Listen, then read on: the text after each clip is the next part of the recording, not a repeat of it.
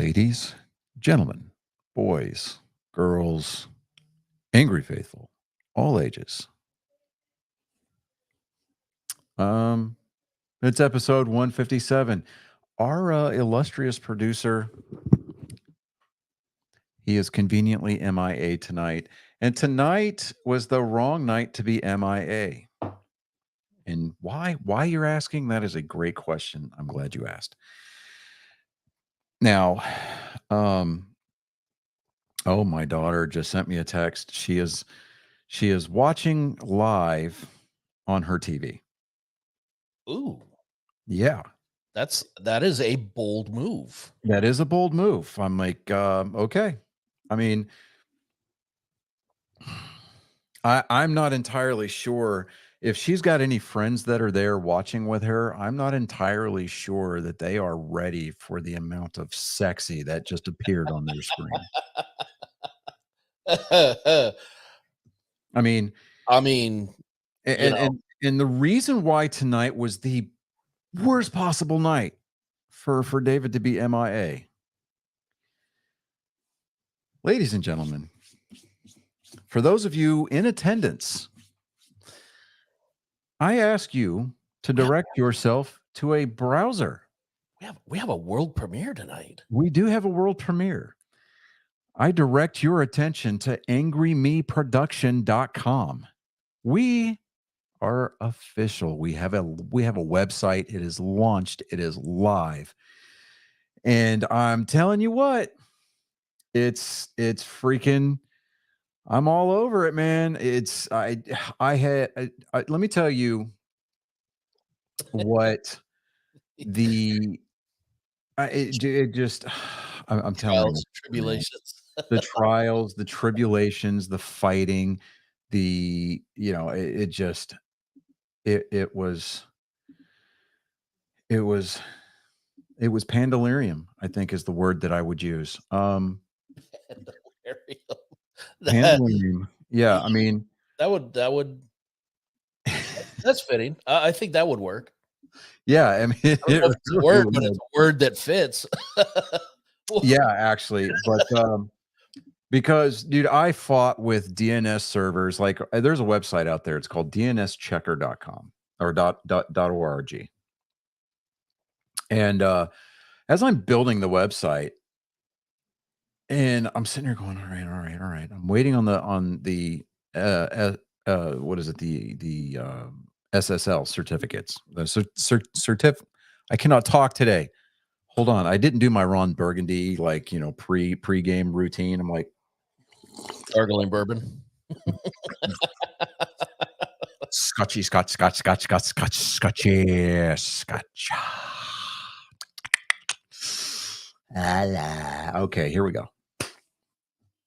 Um, the SSL certificates, which is the security that allows people's browsers to log into the website. Well, not necessarily log in, but access it. So I'm waiting on those to get certified. I'm waiting on, to get issued and certified. And so I finally get all the DNS stuff squared away. And so DNS records, they're propagated globally, right? So I'm checking, and there's 7 servers in the US alone that I had to reconcile with. Then there was Canada, Russia, South Africa, the Netherlands, France, Spain, Switzerland, Austria, the UK, Germany, Mexico, Brazil, Malaysia, and 2 in Australia, 1 in New Zealand. We got a Singapore, South Korea, China. We have a server in China that we had to propagate. Hmm. Uh, Turkey, India, Pakistan, Ireland, and Bangladesh. Wow. And they all have their own protocols or what? Uh, ish. Now we're live in all of those countries. We have reconciled with every single one of those servers. Nice. So I got frustrated during the creation of the website. I'm sitting there going, I'm like, all right. I finally figured out the build space. And I'm like, all right, this is working. This is okay. Um,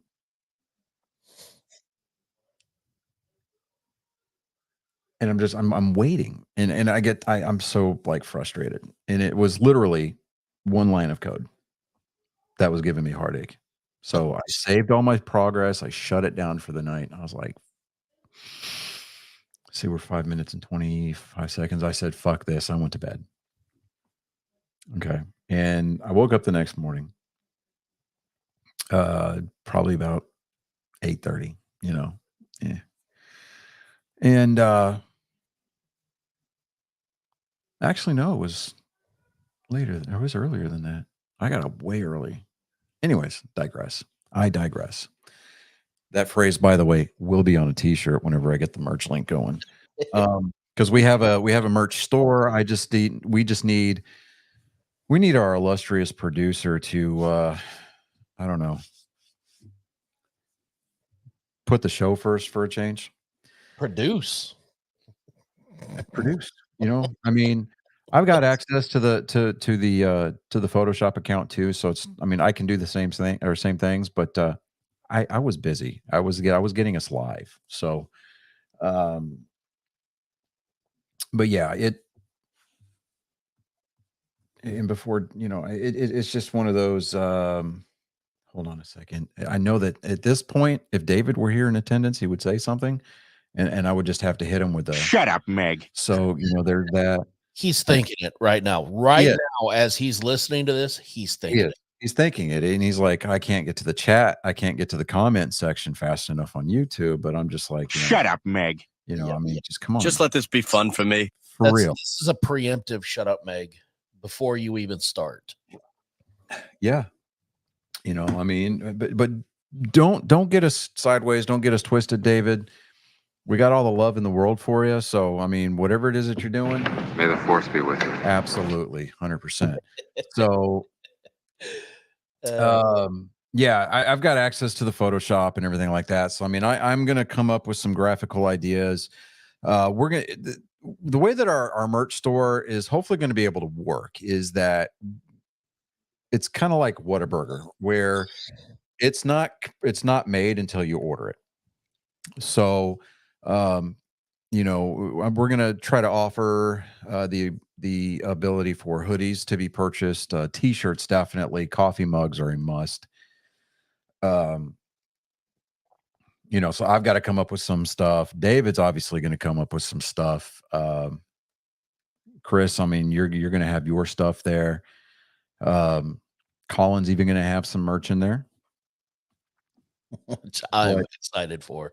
Yeah, it's going to be fantastic. So, on our page, we've got across the top, we've got a link to our major social media platforms, Facebook, X. It's still the Twitter bird. It will always be Twitter. You can tell me that it's X, but I'm going to call it Twitter even harder. We got our IG page linked to it. We've also got our YouTube page, which is oddly convenient, so if you're listening, you're watching live, send the link out to all your friends now that we're officially live and that the website's been announced. I'm also going to play around with the idea of putting in like an email registration thing where people can sign up, and I don't know, we do like maybe a monthly newsletter. Yeah. And then as we start to get a little bit bigger and we have to buy bigger pants because, we graduate from the little boy section to teens. We get like the big boy pants, like the actual long pants. Right. Yeah. I mean, we can take off the pull-ups and put on our underoos. Oh, that's a bold move. I don't know. Right. But they've got to be Superman underoos. Yeah. I mean, come on. Well, maybe Spider-Man. I can see Spider-Man. Possibly the Hulk. Right. Because if they were Hulk underoos, David's junk would look so much bigger in those hands. It's the hand. It's the hand. Or it would look smaller because that hand is giant. Let's be honest. Well, it just depends on if he gets the boxer briefs or not. Yeah. Of course. I mean, if they offer like unmentionables on this on the the merch vendor that I'm trying to hook us up with. Who wouldn't want this mug on your Jonas? Exactly. I mean, I mean, as it says on the website, I am the eye candy. The eye candy, and he's the rug that really ties the room together. So, give our website a visit. We've got we've got contact links down at the bottom. All rights are reserved. The Second Amendment is in effect on our website. So absolutely, give our bios a read. we are 2A friendly. Yeah, we are 2A friendly. I mean, personally, I may not be friendly, but we're 2A friendly. I mean, I my pronouns are 50 cal and 7.62. So, who doesn't love a good crew served weapon? I'm telling, happiness is a belt-fed weapon, man. Oh God, yes. I mean, it's been years, but I'm telling you, I can still, to this day, I can hear the sound of links and brass hitting the ground. And instantly my elbows feel like hamburger. And I'm a better man for it. So, yeah, right. All you veterans know exactly what I mean too. Right. So, if David were in attendance tonight, he would get the Aaron Boone treatment. Like, what's the Aaron Boone treatment? That's a great question. Angry Faithful, I am so glad you guys are all over it. I mean, the Aaron Boone treatment today, Aaron Boone was ejected 5 pitches into a game. The home plate umpire, Hunter Wendelstead. Was it Angel Hernandez? No, it was not Angel Hernandez. Angel Hernandez would have tossed the entire team, or he would have just ignored Aaron Boone. Now, okay, so this is, they're in New York playing the A's, the Oakland Athletics, of all teams. Okay, great. Let me read these. Let me read. Oh, you know what? I'm just going to do this. I'm going to start the video and the 0-2. And that hit Ruiz. He did not swing, so a hit by pitch, and Astori. Okay, so what you're hearing is the Yes Network, which is the Yankee Entertainment station, right? It's the New York network that broadcasts Yankee games, Mets games, New York Rangers games, Knicks games, anything New York sports related, right? Yeah. So first pitch or first batter into the game, the Oakland hitter gets hit on the foot. He gets awarded first base. Mm-hmm. And Aaron, the umpire, he refers down to the first base umpire, the line judge down there, to make sure that the batter did not swing, because he did check swing. Mm-hmm. And the umpire gave the safe signal, which meant that he did successfully check his swing. So there go. He has been hit by pitch. He's being awarded first base. Mm-hmm. Aaron Boone starts to question this a little bit. Like, what are you talking about? He swung. Mm-hmm. And here's where it gets interesting. Hunter Wendelstedt was mic'd up, because the crew chiefs are all mic'd up now because they talk to the crowd after a challenge, right? Kind of like the NFL, which is a great move. I love that. Right. Anyways, here we go. Who is the most dangerous base runner in baseball is on. See, Aaron Boone is confused. Did he swing? Did he not swing? Also, the reaction being hit by the pitch was a little bit delayed. So an interesting start to this one. Take another look at the slider, down and in, and it clearly gets that right. Right. Okay. So they do slow motion the swing, and he checks it. Right. It doesn't break the plane of the front plane of the plate. Yeah. So By definition of the rule, it is considered a check swing. Right. And you clearly see the breaking ball bounce off the back foot of the hitter. Okay. Mm-hmm. Hunter Wendelstedt turns around and he looks at Aaron Boone and he's like, I'm checking to make sure that he was not hit by the pitch. Or, I'm making sure that I'm doing my job. If you've got anything else to say about it, you're gone. Right? Aaron Boone gives him the thumbs up. Okay. The Yes Network had all the angles covered.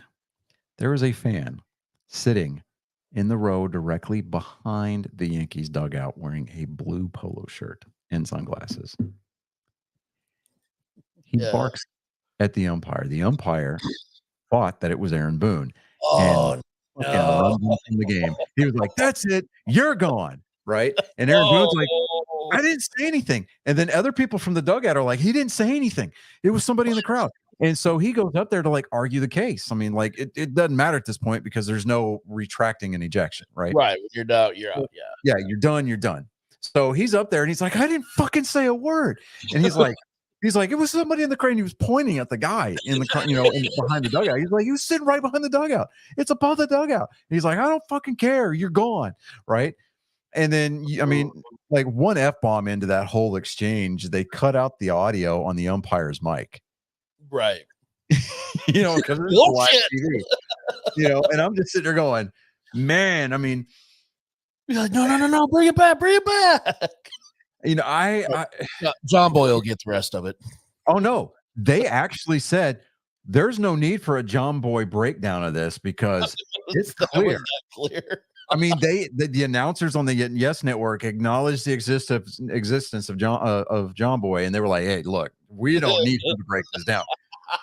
Let me see if I can. So the fan in the blue shirt is the one who says something to Hunter Wendelstedt. That's what he reacts to, and he kicks out Aaron Boone, who says, "Whoa, I didn't say anything."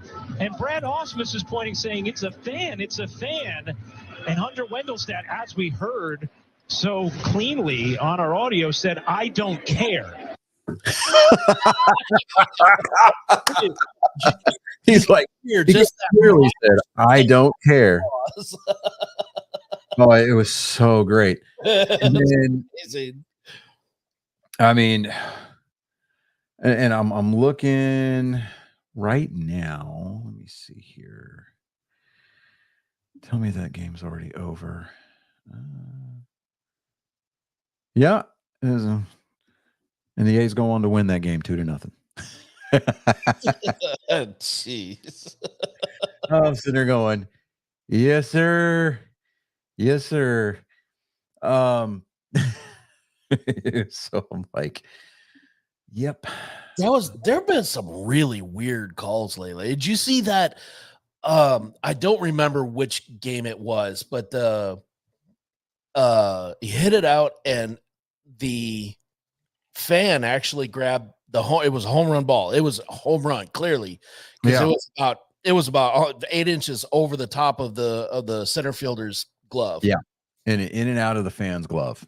And he didn't catch it, so it fell back into the field, and they ruled it interference. First, they called it a double, and I believe this was Angel.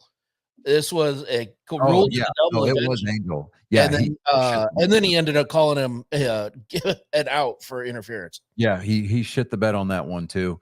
Like when Angel, he doesn't just shit the bed. He completely just blows up the whole house. Delicately, no, he very, very delicately. What he does is he goes outside with an air tank, right? One of those pressurized tanks. Right. He opens up the clean out on his sewage, fits the nozzle down in there, and then does one of those like, those high pressure releases. We're talking about like those big tanks at the air, like in a tire shop. Like we're talking industrial size. Like, no, not the industrial size, because you know how like you see the pranks, like the portable air tanks, right? Because they're still capable of holding like 35 pounds of pressure. For what he does, though. Yeah, well, here's the thing.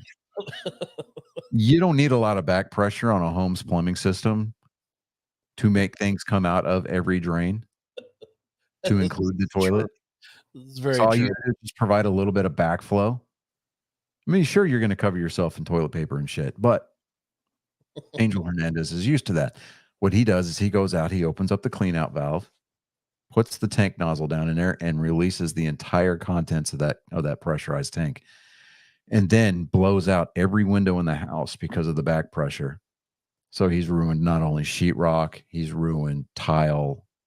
A lot of times he's ruined carpet. Like, Mm. and it's a I physical. just don't understand how he can consistently get it not just a little bit wrong, not where you can argue it a little bit.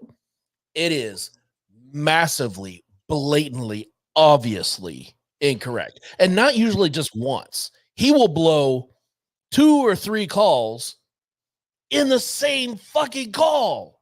Yep. Yeah.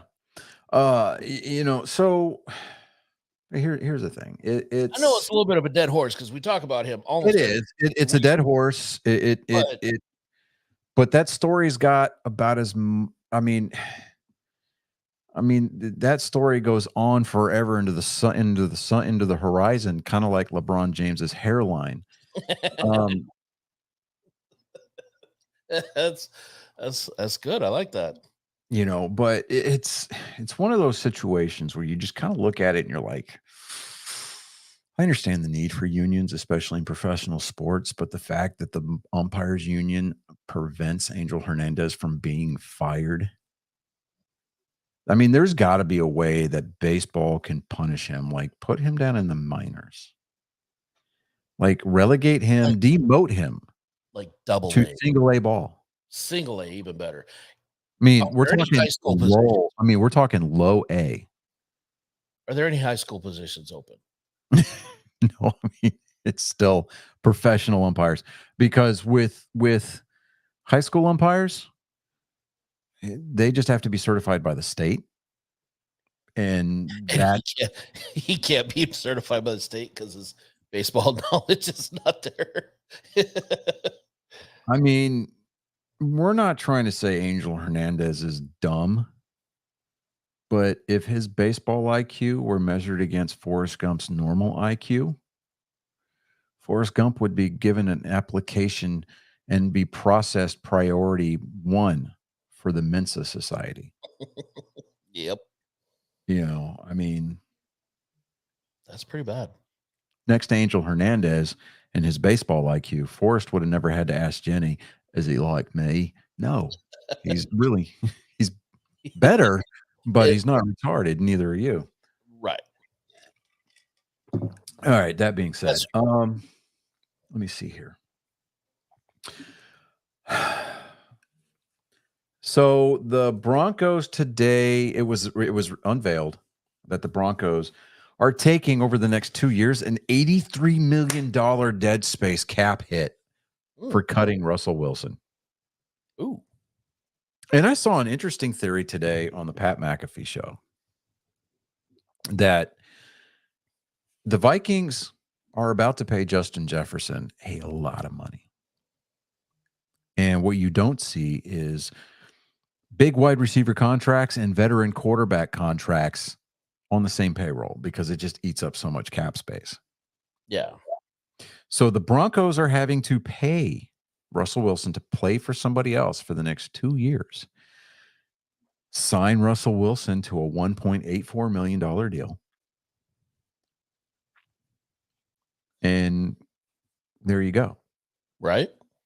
So he's like, or can we say Russell Wilson playing in Minnesota next year?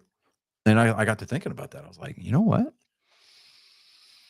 That's a very good theory. I mean, I actually like it, it made me pause long enough to think and go, oh my God.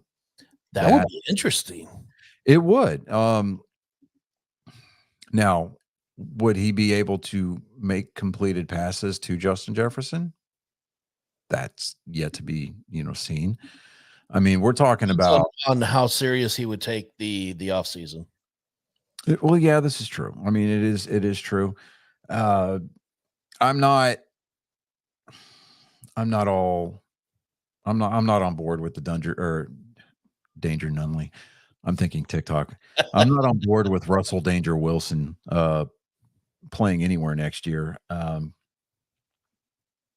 mean, I'm sure, yeah, obviously he's going to get a job because he just sucks. He's not a polarizing individual like Colin Kaepernick. You know, I know I'm mispronouncing his name and I don't really care. He's lucky we're talking about him at all. Right. Somewhere he got a Google notification. Ding. You were just mentioned on. So if we see our viewer count go up by one, we're going to be like, We're gonna know why. afternoon, Mr. Kaepernick. Copernic? Kaepernick. Yeah. I'll be like, you know, we can invite you onto the show. You're going to get trolled, so just be prepared for that. Yeah, you're very much in enemy territory, but hell yeah, we'll have you on. Bring it on. I mean, not only do we respect the police, you know, here on this show, but you know, I got a kid who's a cop, so you know, it's Good luck with that. you know, it's what's Bring it out. for here? You're kind of fucked, buddy. You know, Fuck the spare parts, bud. yeah, the spare parts.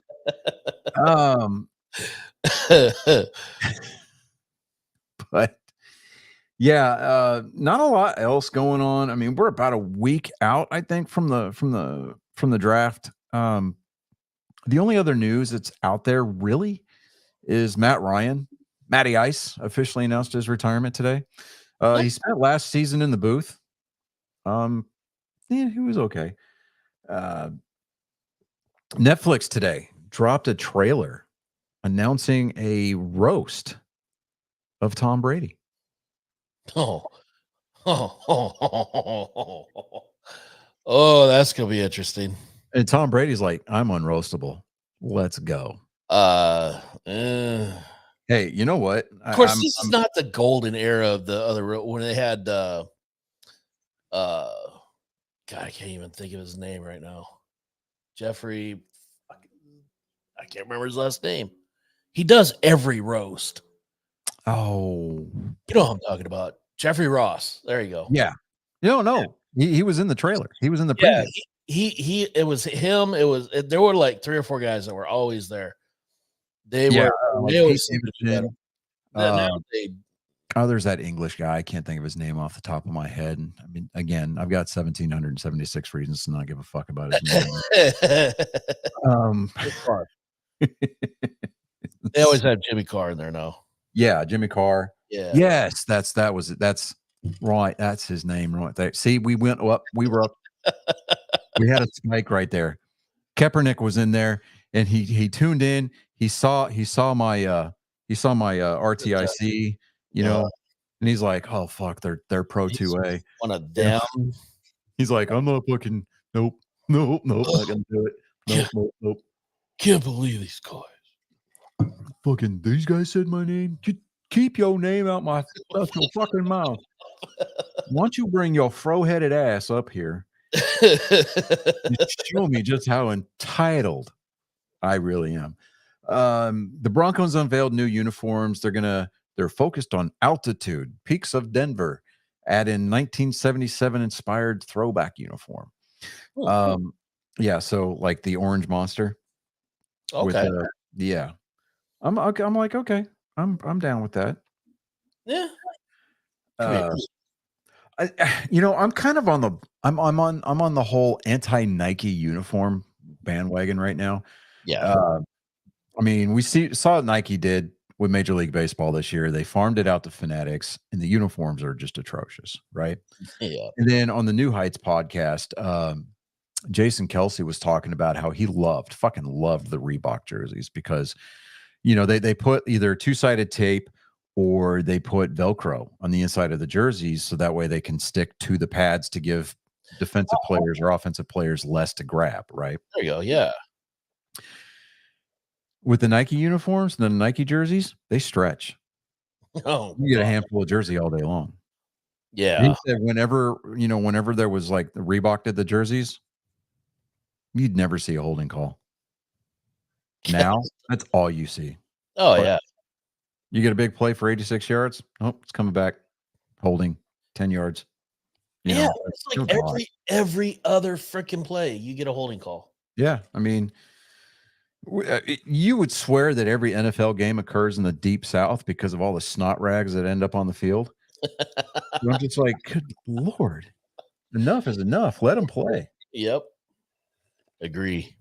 But so I've been on the carnivore diet for about what is it, 7 weeks now, almost a full 2 months. I got on the scale this morning, and I have officially lost 20 pounds. Nice. Yeah, dude. I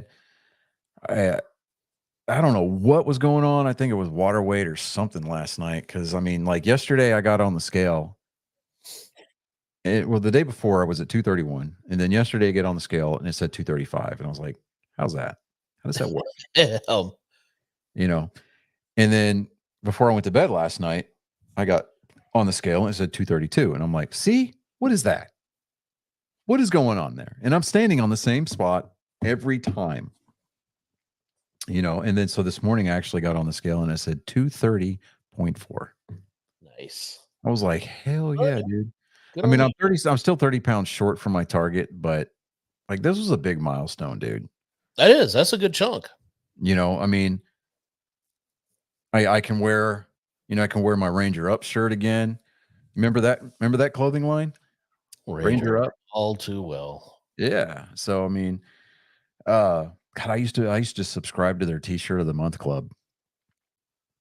That shit just got expensive because they just started coming out with some dumb shit. I'm like, yeah. I mean, this one, it's the long range like demolition squad for the Brits during World War II. Like they fought Rommel. Like this is what the Desert Rats were based off of, right? Yeah. Oddly enough, even the Brits in World War II in Africa drove Chevys, which I thought was hilarious. But yeah, like I haven't worn this shirt in I don't know a couple of years because when you get married, you get happy, you get a little fat, right? Right. Yeah. So they let themselves go a little bit after you sign up. We all do. It happens. It happens. But yeah, no, I'm like, all right, cool. This is happening. This is a thing. I'm down with it. So, God, you know what? I'm going to break my own rule here. And yes, that's what I meant. Give me the fuck page. Okay. So it is the playoffs in the NBA. And finals or the Stanley Cup going on too. Yeah, and I'm going to touch on the NHL here in just a minute. So the Lakers opened up as the number 7 seed playing in Denver. And if I remember right, Denver's the defending champions. I think. I have no idea. Yeah, I think so. No clue. There was videos going around from last night at the ball center where after ball jars. Anyways, it's quintessentially Colorado, right? It's kind of a thing. Anyway, the crowd in Denver was giving LeBron James hell, and it was a beautiful, glorious sound. And then, there's the obligatory once per game LeBron flop, and then everybody starts booing, and then you go into the comment section and they're like, LeBron says that he could hang with the with the elites of the 80s and 90s. Like Bill Laimbeer would take that kid to school every time they played Detroit. Dude, there was a TikTok I saw where it was back to like side by side. They would show Kobe getting fucking thrown around that court, and then you would have LeBron and anybody that even like came within inches of him. They didn't even have to touch him, and he would be throwing himself around. Yeah, like Kobe got tossed into the Bulls bench. Yeah, when Physically- no, it wasn't the Bulls. picked up his throw. It was the Washington Wizards back when Michael Jordan, just before he retired, right? Yeah. I And was it's like, funny to say that because Michael Jordan was in sporting news this weekend, and I'll get to that in just a little bit. yeah, but he just picked himself up, dusted himself off, and went back on defense. Dusted himself off. Michael Jordan went over there to like straighten up his uniform, and like they gave each other kind of like an acknowledgement there, right? Yeah. LeBron James, like, oh my God, no. To this day, I'm pretty sure I remember very distinctly reading this, that Michael Jordan will not even entertain a phone call from LeBron James. I hope that's true. Oh, really God, do I hope hope that's true. But the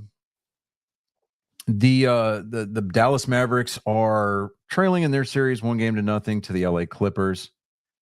We got to bump those up. We got to fix that. Yeah. Milwaukee is leading. No, I think Milwaukee Bucks won it a couple years ago. Anyways, I digress. They're leading their series 1-0. Minnesota, or no, not Minnesota. Minneapolis. Is it Minneapolis? No. Is it? What is it? Here, hold on. Let me look. This is how little the Minnesota Timberwolves. Yeah. So yeah, Minnesota Timberwolves are leading the Suns in their series 1-0. The Denver Nuggets are leading 1-0 over the Lakers. The Knicks have caused New York City to lose its fucking mind because they won a playoff game. And they're leading their series 1-0, and they're currently trailing to Philadelphia 65-62 with 6:28 left in the third quarter. But they got time to turn that around. Cleveland is leading their series 1-0, and they are currently up by 22 points in the fourth quarter with 9:09 left in their game. There's no justice in this world if the Lakers do not get bounced again in the first round. Nope. I mean, I want the Lakers to get bounced so hard that Ron Artest, aka Meta World Peace, comes out of retirement and challenges LeBron James to an octagon match just because of his suckage level. Suckage level. Yes. I mean, because you remember back in like the early 2000s, Ron Artest, dude, he went up into the stands to fight people. Oh yeah. Remember, because the NBA told him, like, we're gonna suspend you for a little bit, but you got to go to fucking anger management there, bud. And we're not talking like on the floor either. Like he was halfway up the freaking stands. He was he went up like 4 or 5 rows to fight a guy. Yeah. He jumped all the way in there. He most certainly did. Let me see here. And we're going to devote our attentions to hockey right now. The Boston Bruins are tied after 2 periods. Third period's about to start. They're tied at 2 with the Toronto Maple Leafs. Let me see. I think Boston is leading the series 1-0. Yeah. 1-0. They won game 1, 5-1. Let me as a Bruins fan, let me spell this out for the guys from Beantown. Not only do you owe it to Bruins Nation to get past the first round, but if you ever get tossed out because of the fucking Toronto Maple Leafs, it will be a decade before those assholes from America's Two-Cat will stop talking shit. Yeah. So don't fucking let it happen. Don't do that to yourselves. Just don't. Yeah. Don't do it to yourselves. Don't do it to us. I mean, Ray Bork might have to come out of, or Bobby Orr may have to come out of retirement and start slashing throats with a skate, dude. I'm just kind of putting that out there. Just we don't want to have to go that route. Nobody wants that. Be better. Fucking embarrassing. If you get past the first round, fine, great, awesome. then you can go out quietly. I don't care. Just get past the first round. Last year, you had built up all these hopes, and then you get bounced in the first round by the Florida fucking Panthers. The Florida Panthers. Anyways, promised myself I wouldn't cry. Okay. Anyways, so we've got game 1 tonight for the Dallas Stars against the Vegas Knights, Vegas Golden Knights. Let me. You get it right. Shut up. Got the LA Kings against the Edmonton Oilers. Their game 1 kicks off tonight. Yeah, tonight. The New York Islanders. The New York Islanders against the Carolina Hurricanes. They are the Islanders are up 3-1 right now in the second period with 3:40 left in the second period. Let me see here. That's basically it for right now. Tomorrow night we've got the Washington Capitals that are trailing in their series to the New York Rangers, 1-0. The Tampa Bay Lightning needs to pull their heads out of their collective 4 points of contact and even their series against the Florida Panthers. Colorado is trailing in their series 1-0 against the Winnipeg Jets. The Winnipeg Jets. Just let that sink in for a second. Winnipeg. The only thing that Winnipeg has going for them is their hockey team. Winnipeg. Winnipeg. Really? Come on. Like it literally has peg in the name. Just sad. Just fucking embarrassing.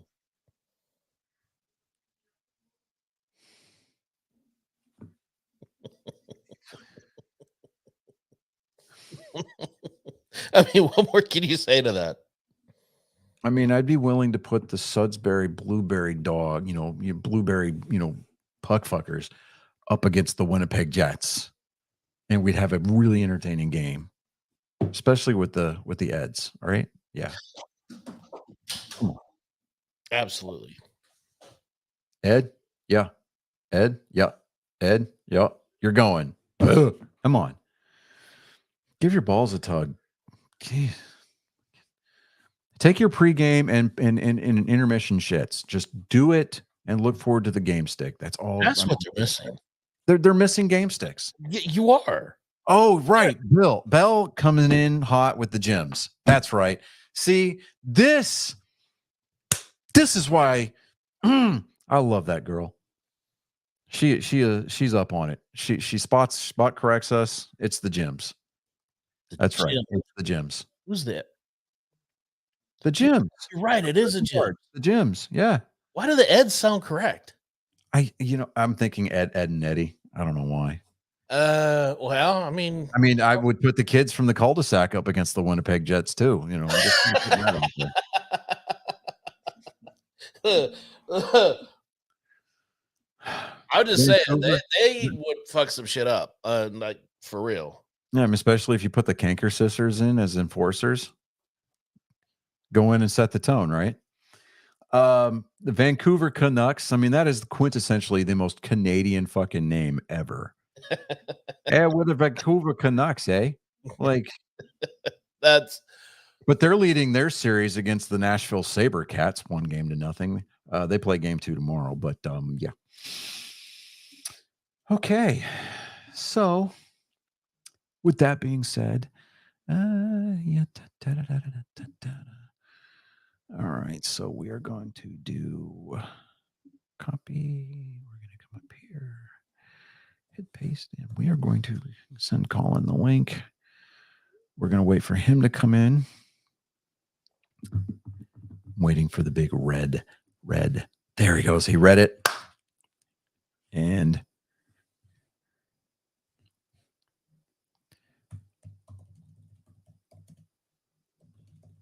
we're ready for you, Mr. Ronan.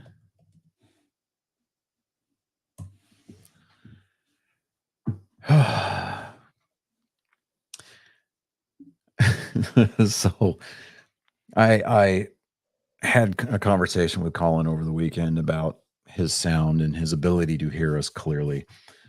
He's going to start plugging headphones into his laptop. I'm going to figure out a way to, I've got a cheapo little soundboard. I think I can give to him. I got to get him a new mic cable, a new mic stand. So that way he can just kind of do his thing and just bring it with him whenever he comes down. So that way I can plug it in here. I can see that. Because there's 6 weeks during the summer when he's going to be in studio. So it's going to be nice. God.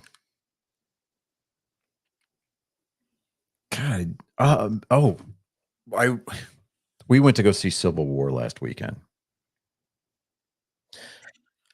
What do you think? Because I keep hearing a lot of different things about it.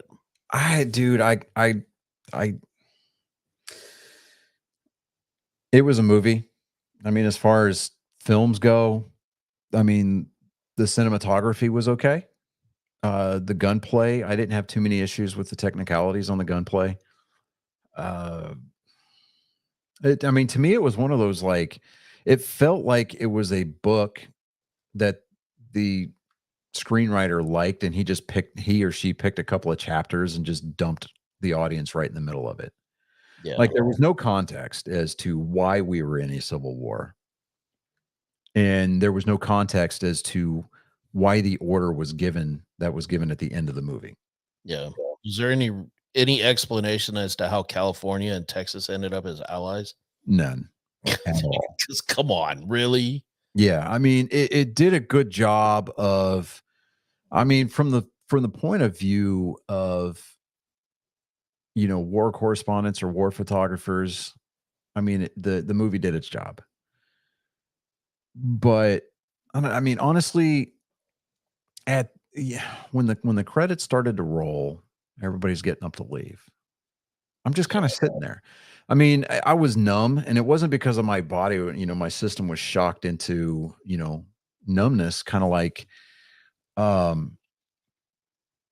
like it was at the end of Saving Private Ryan.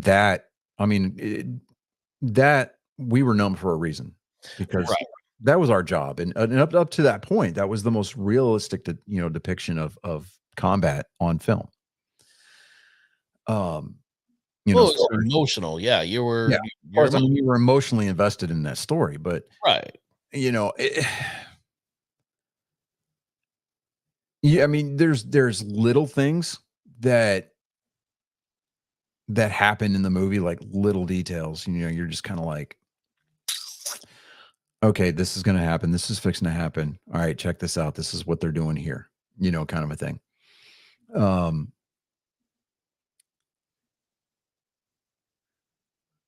And I don't know. Overall, I would probably give it,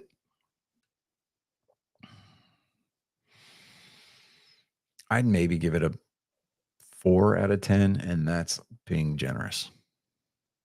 Dang. Well, here's the thing. Everybody else that we went to go see it with, they said they liked it. They loved it. They were like, "Oh, that was a good movie. I liked that movie." Okay. I'm looking at it from more of a technical standpoint. I gotta grab something. Hang on. All right. And we are still waiting on Colin to show up.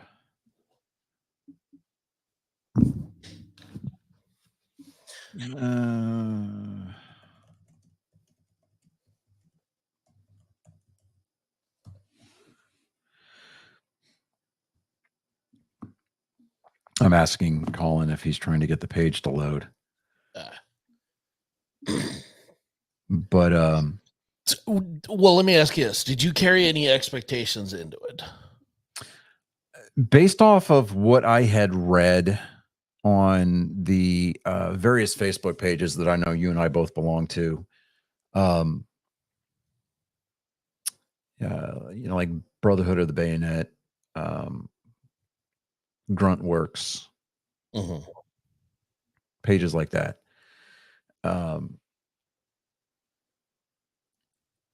I would, I knew that going into it, if you're expecting a war movie, you're going to be disappointed. Yeah. But if you go into it with an open mind and a very, very low expectation bar, the the law of averages is going to catch up, and you are probably going to walk out of that feeling better about it than you did before you walked in. Um,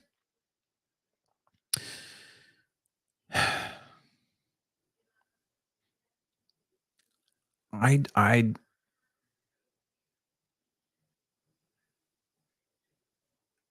don't know. I mean, I'm still conflicted about it. It's nothing that I would pay to see twice, for sure. Mhm. Um, it's definitely something that if you're going to watch it and you want, like the sound immersion, you either wait for it to come out on streaming and watch it with your surround sound at home, or you go watch it in a theater and catch a matinee. Or if you belong to AMC or Cinemark, whatever, one of their premium clubs, just use your free ticket for the month and go watch it. Um, Pata. well, I mean, I get that they were trying to, I mean, at least I think that they were trying to maybe drive home the point of, the job of a war photographer, and they're trying to drive home the brutality of war, of combat of any kind.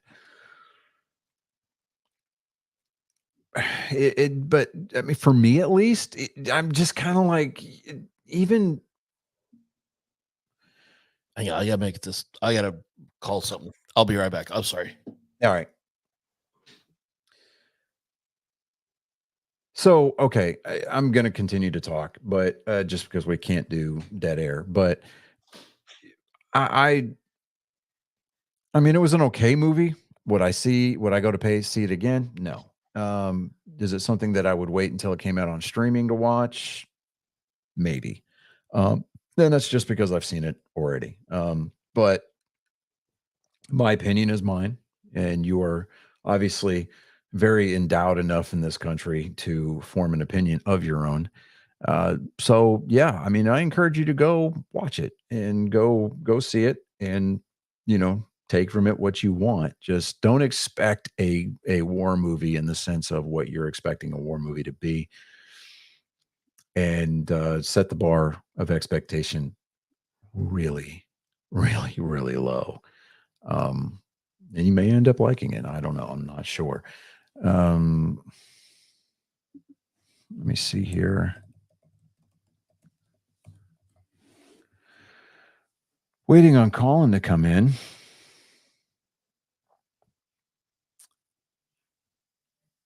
Oh my goodness. Okay, yeah, he said it's loading. Sorry. So all right. So we're just waiting on him on it to load. Um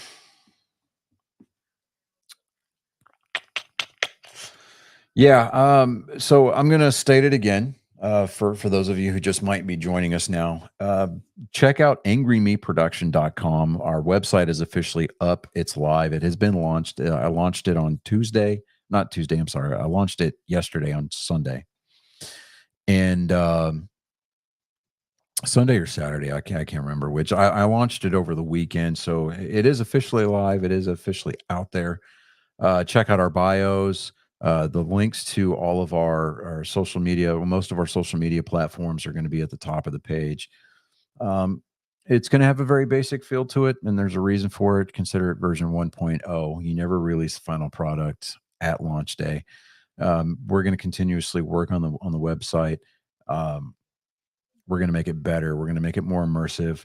I'm toying around with the idea of an email sign up. For maybe like a monthly newsletter, maybe some notifications as to when we're going to go live, when we might do public events, kind of a situation. And if you're in the area, feel free to drop by, kind of a deal. And definitely with the merch store, we're going to have a merch store also. The link to the merch store will be put up on our page. but yeah, I mean, definitely hit up our website, give it give it a browse, and share it. Share the link to it, and let us know what you think. We've got Bell coming in here with the bios are mint. Um, so, um, yeah, I mean, share the page, give us your feedback. Hit us up. Our email address is down there at the bottom. Also, feel free to DM us on Twitter, Facebook, that kind of a situation. Uh, we're open. We're open for for any feedback. Uh, I feel like Ricky Bobby all of a sudden. I'm just kind of like, I don't know what to do with my hands. I'm in the room by myself. I'm waiting for Colin's page to load. I'm just kind of sitting there. I'm like, I want to go fast. But let me see here. Ed. Let me check to see if the scores have been updated for hockey. Let's see here. Nope. And that's where I'm at. That's what I want to see. All right. And with 10:43 left in the third period, the score is still tied 2-2. Boston, come on. You need to do something with that. Seriously. Yep. Seriously. Too many men on the ice. How do you have too many men on the ice?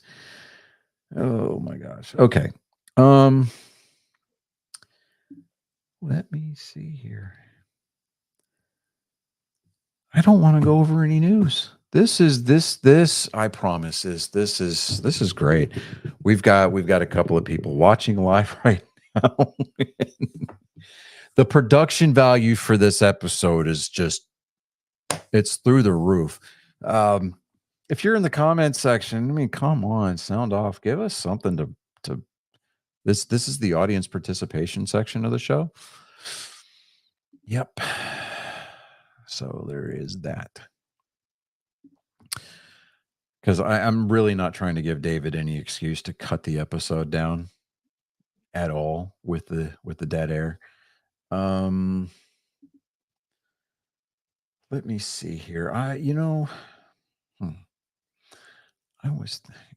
need to have something ready for moments like this. Yeah. Let me see here. A little bit of nerd stuff. I reacquired a copy of Fallout 4 for my Xbox this weekend, over the weekend. So I'm currently reinstalling that on my Series X. Waiting for the update on that. So that way I can get the next gen update. They're supposed to have some content that's concurrent with the series that's on Amazon. Still haven't watched it. Meant to watch it over the weekend. We just ran out of time. I'm definitely going to watch that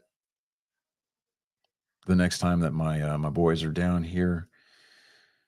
And let me see. I remember having a conversation with my daughter yesterday about Deadpool and Wolverine. That comes out June 26th instead of September 6th, like Beetlejuice 2 does. So that makes me happy. I can actually try to plan to go see that on opening night now, as opposed to in September, but definitely makes it a more cost-effective movie outing. Let me see here, because there's just something about seeing Deadpool on a big screen. I remember that I went to go visit my daughter, and there is Colin. Hold on. What is up, guy? Oh, sorry.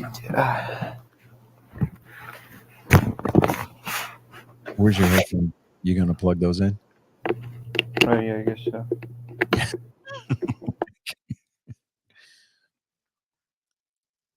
And he froze. Why did he freeze?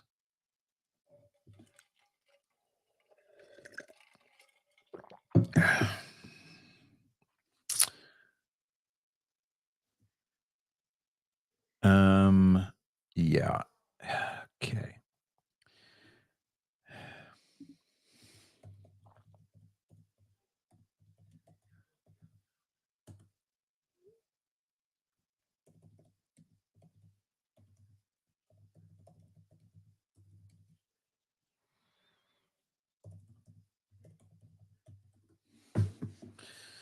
And luckily, I can still text him and tell him that, he's frozen. Try unplugging the headphones. I think maybe the headphones, because it went really quiet. These, and he drops out. How awesome is that?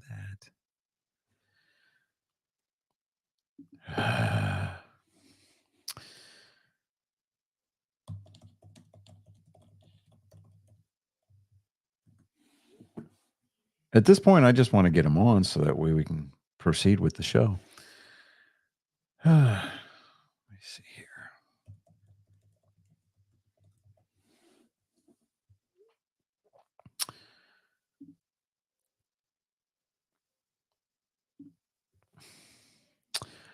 This is a professional quality, professional caliber show. It's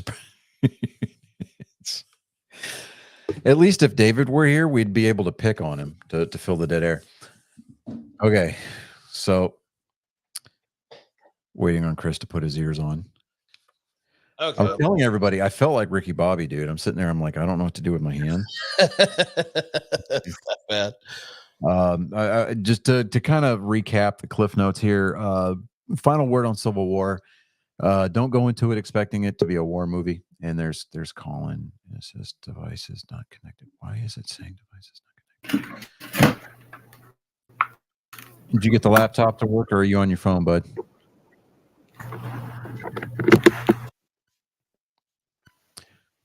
He's going to try the headphones again. Awesome possum.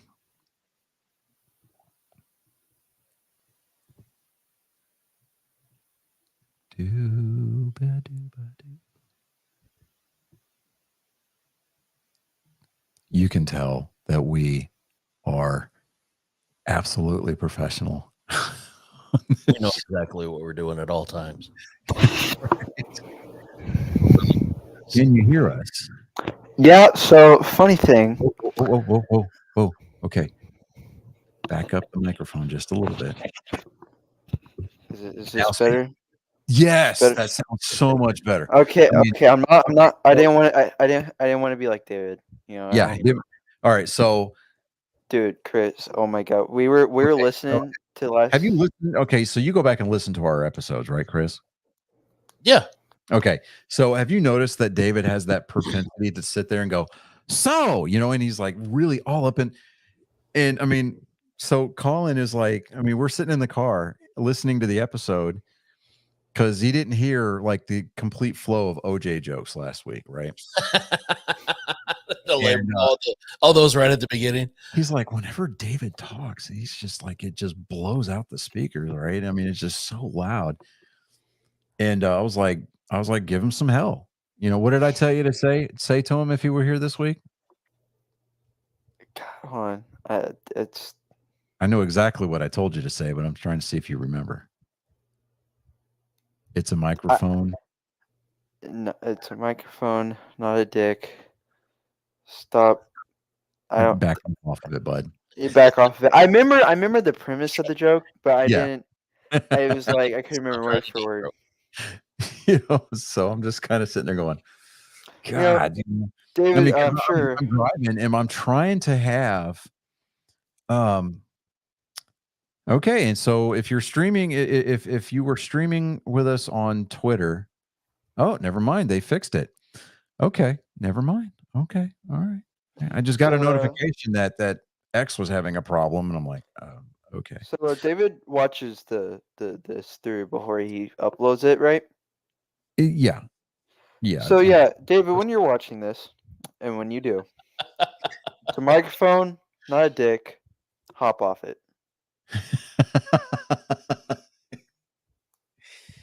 Yes, sir. That's the that's the savagery of my DNA right there. I'm telling you. Or what's up, So I was talking about when I was struggling, dude. Like the struggle bus was here and it was beeping.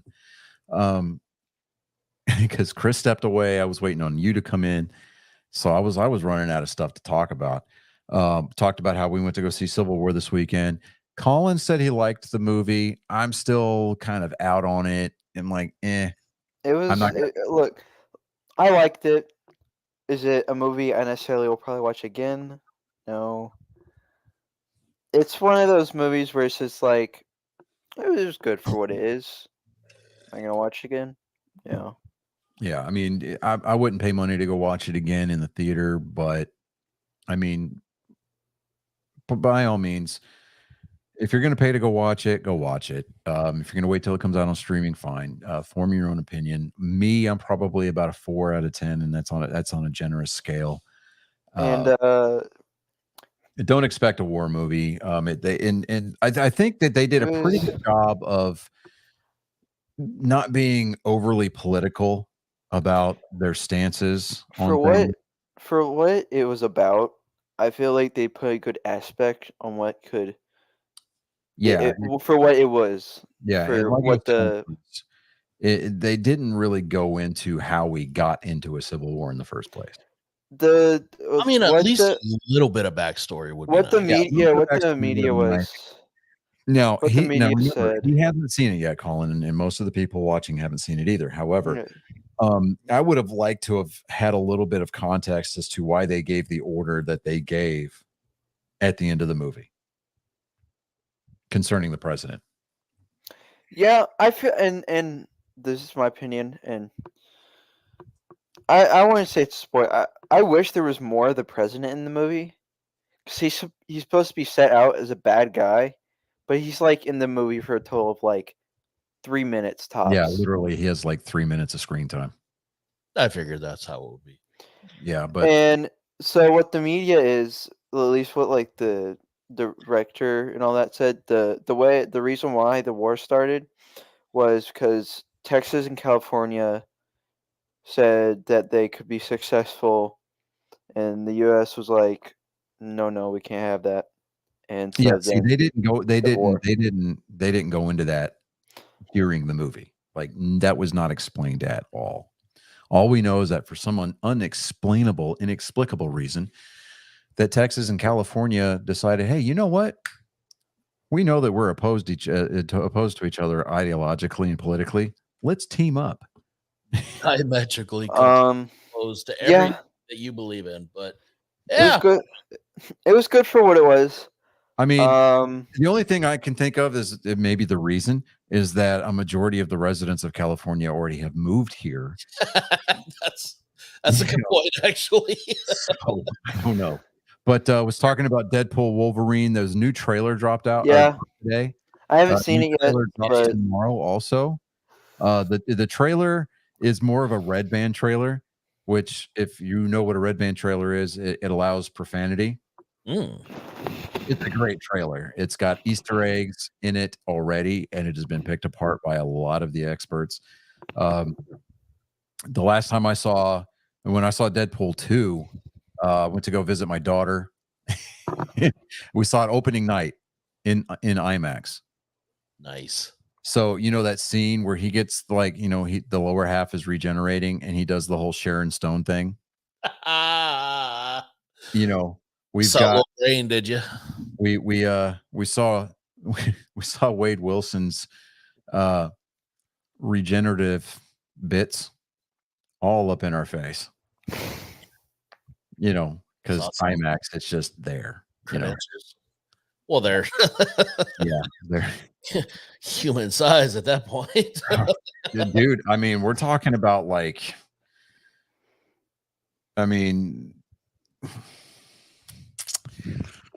how can I say this gently? There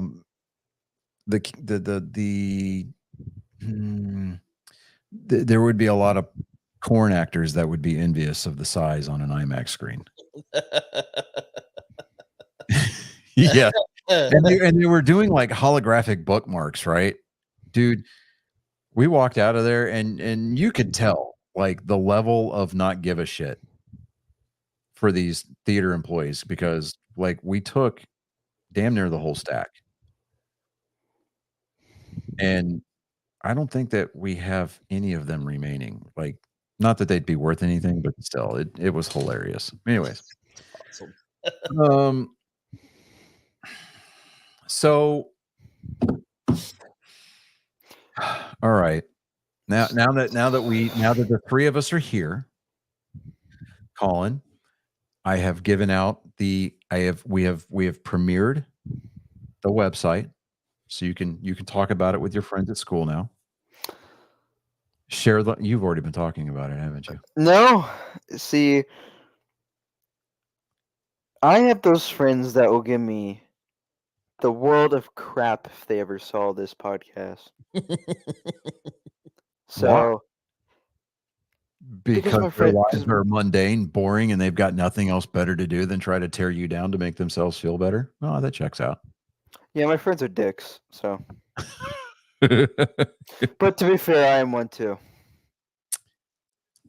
And you come by it honestly. So, but hey, let them know that the website's out there.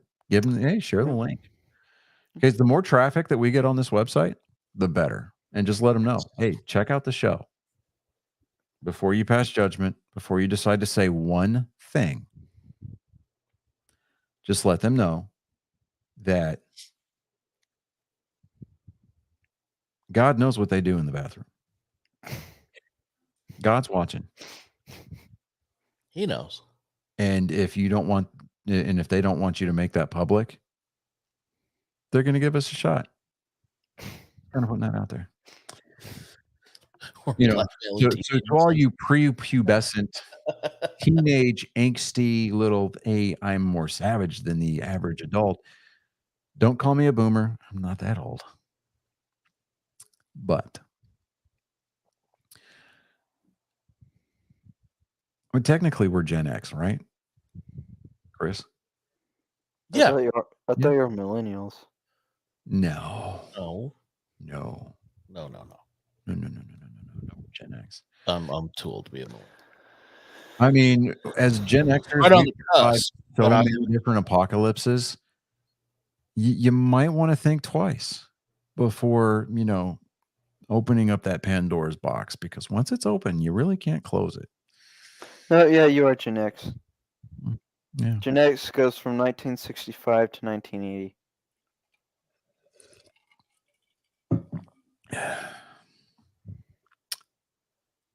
Yeah.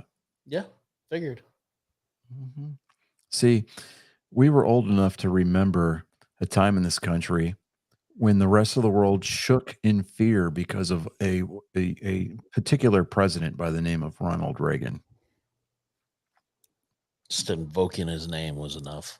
Yeah, invoking his name was more than enough. I mean, every time you spoke his name around Mikhail Gorbachev's, ears, that little birthmark on his head got redder. It started throbbing. It did. It started throbbing. And we're not talking like throbbing in like the good, like erotic way either. Yeah, no. Yeah. Fear. I mean, it to the point where he was like, democracy and capitalism. It's a good thing. We'll bring to country. Remember, Dude, I've been glass playing notes. that. It used to be a thing. The what? I've been playing that Armor Core game. Yeah. It's pretty fun. Yeah. Oh, yeah. That's right. So Colin got a belated birthday present from the in-laws this weekend. He went to GameStop and was given the opportunity to buy anything that he wanted, and he settled on the newest Armor Core game for his PlayStation. Yeah, and it's I was pretty like- good. I was like, "Why don't you get Helldivers?" And he goes, "Man, it looks fun, but I don't know if I want to waste $70 on it." I was like, Well, I'm like, do I really want to waste somebody else paying for a game on Helldivers? No, I I don't mean, think if so. anything, that would be the time to do it. See, but like, But I could get a better game without me spending money. Better So- than Divers? are you playing Helldivers, Chris? I have it. I haven't been able to spend much time with it, but yeah, I have it. Well, so Super- the Armor Core is pretty No. fun. It's fighting robots. You fight in a robot against bigger robots. So is Back the microphone up just a little bit, bud. It's fair enough. that better? That is much better. Yeah. It's That was cool the first time I saw it when it was called Mech Warrior. Yeah. Yeah.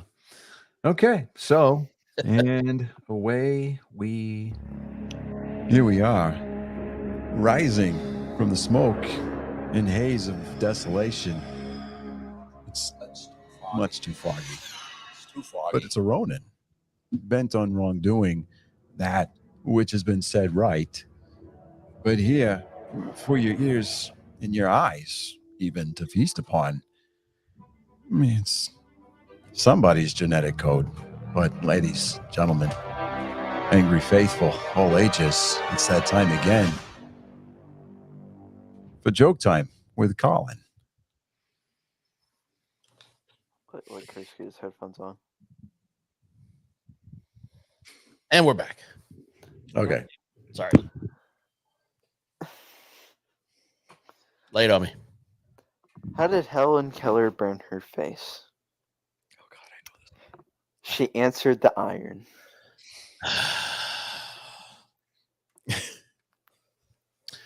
Question. Yes. How would she know the phone was ringing?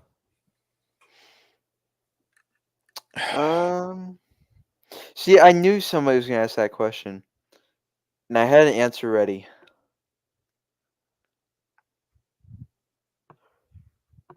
Till now. Yeah. Maybe there was a deaf phone. Maybe she had a vibrator. I don't know. Every time the phone rang. Set it on vibrate. Yeah. That is not what he just said. Well, What I said. If you would have let me spoken, I said, okay. Let you speak. Let you speak. spoken. Shut up. English is dumb. So, I just speak. anyways, as I was saying, I said All maybe right, she had a Darko, go for it. vibrator for every time the phone rang, vibrated. Okay. Okay. All right. See, like I said, she had it on vibrate with just extra steps. Yeah. That I don't think he gets the joke. I get it. God. Just shut up and do your jokes. He's trying to save you from yourself. No, it's too late for that. Helen Keller walks into a bar, and a table, and a few chairs. God damn it. Hey, you know how she burned the other side of her face, though? They called back. They called back.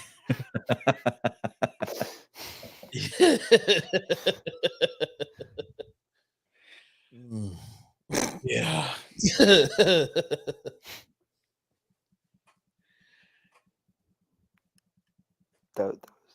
That That was it. You only brought 2 bangers. Okay. Okay. yeah. I mean, they're not bad. Wait, no, I got one more. Oh, here we go. This is how telling a knock joke to Helen Keller would go. Knock knock.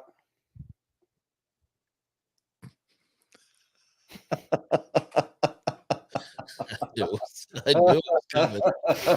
Fucking do it.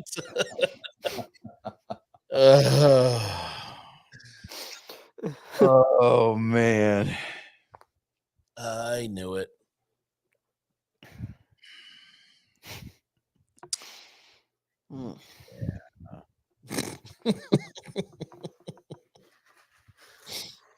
And just like that, Yeah. without God or care for your moral well-being, you unfortunately have been witness to yet another traumatic episode of this guy's genetic code assaulting your soul without consent.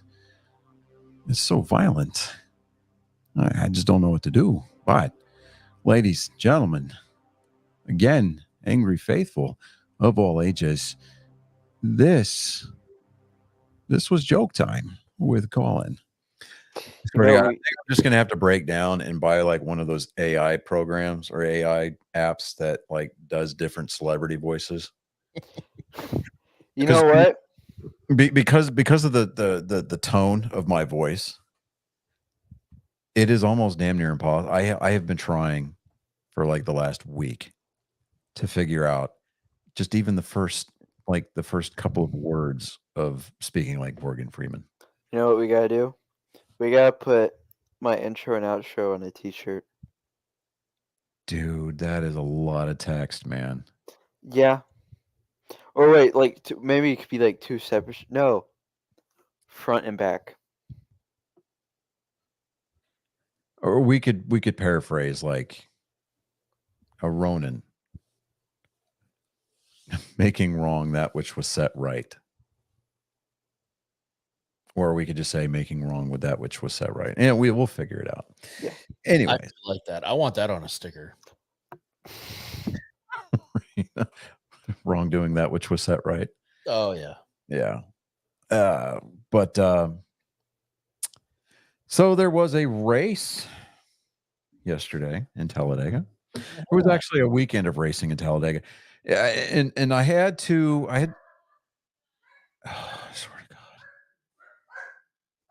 My dog is in the he's on the shit list right now. I let him out. And dude, I've got chicken wire that lines the bottom of my wrought iron fence in my backyard because my HOA sucks. Is that Harry? Yeah. Yeah. It you sounds can like hear me. Bella.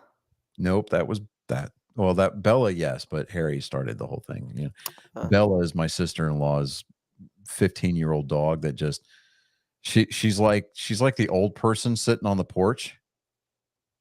She just barks because she hears other people barking. 9 times out of 10, like she'll bark Has and no idea why. She no idea why. She's like, what? Huh? Huh? Hey? And Oh, just know. like Helen Keller, she's too deaf to hear when people Loud tell her to shut up. she's like, okay. Yeah.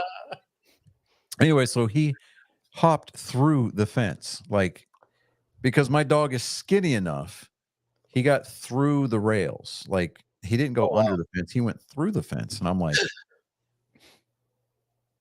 because I went outside and I saw him on the other side of the fence. I was like, get in here now. And he's looking for a place to go through the fence. And I'm like, I stood there. He knew not to try to walk around to the front door. He knew that he was in trouble, because when my dog knows that he's in trouble, he limps back to the door with his right, his right hind leg up. He's like, oh, but I'm hurt. You can't do anything.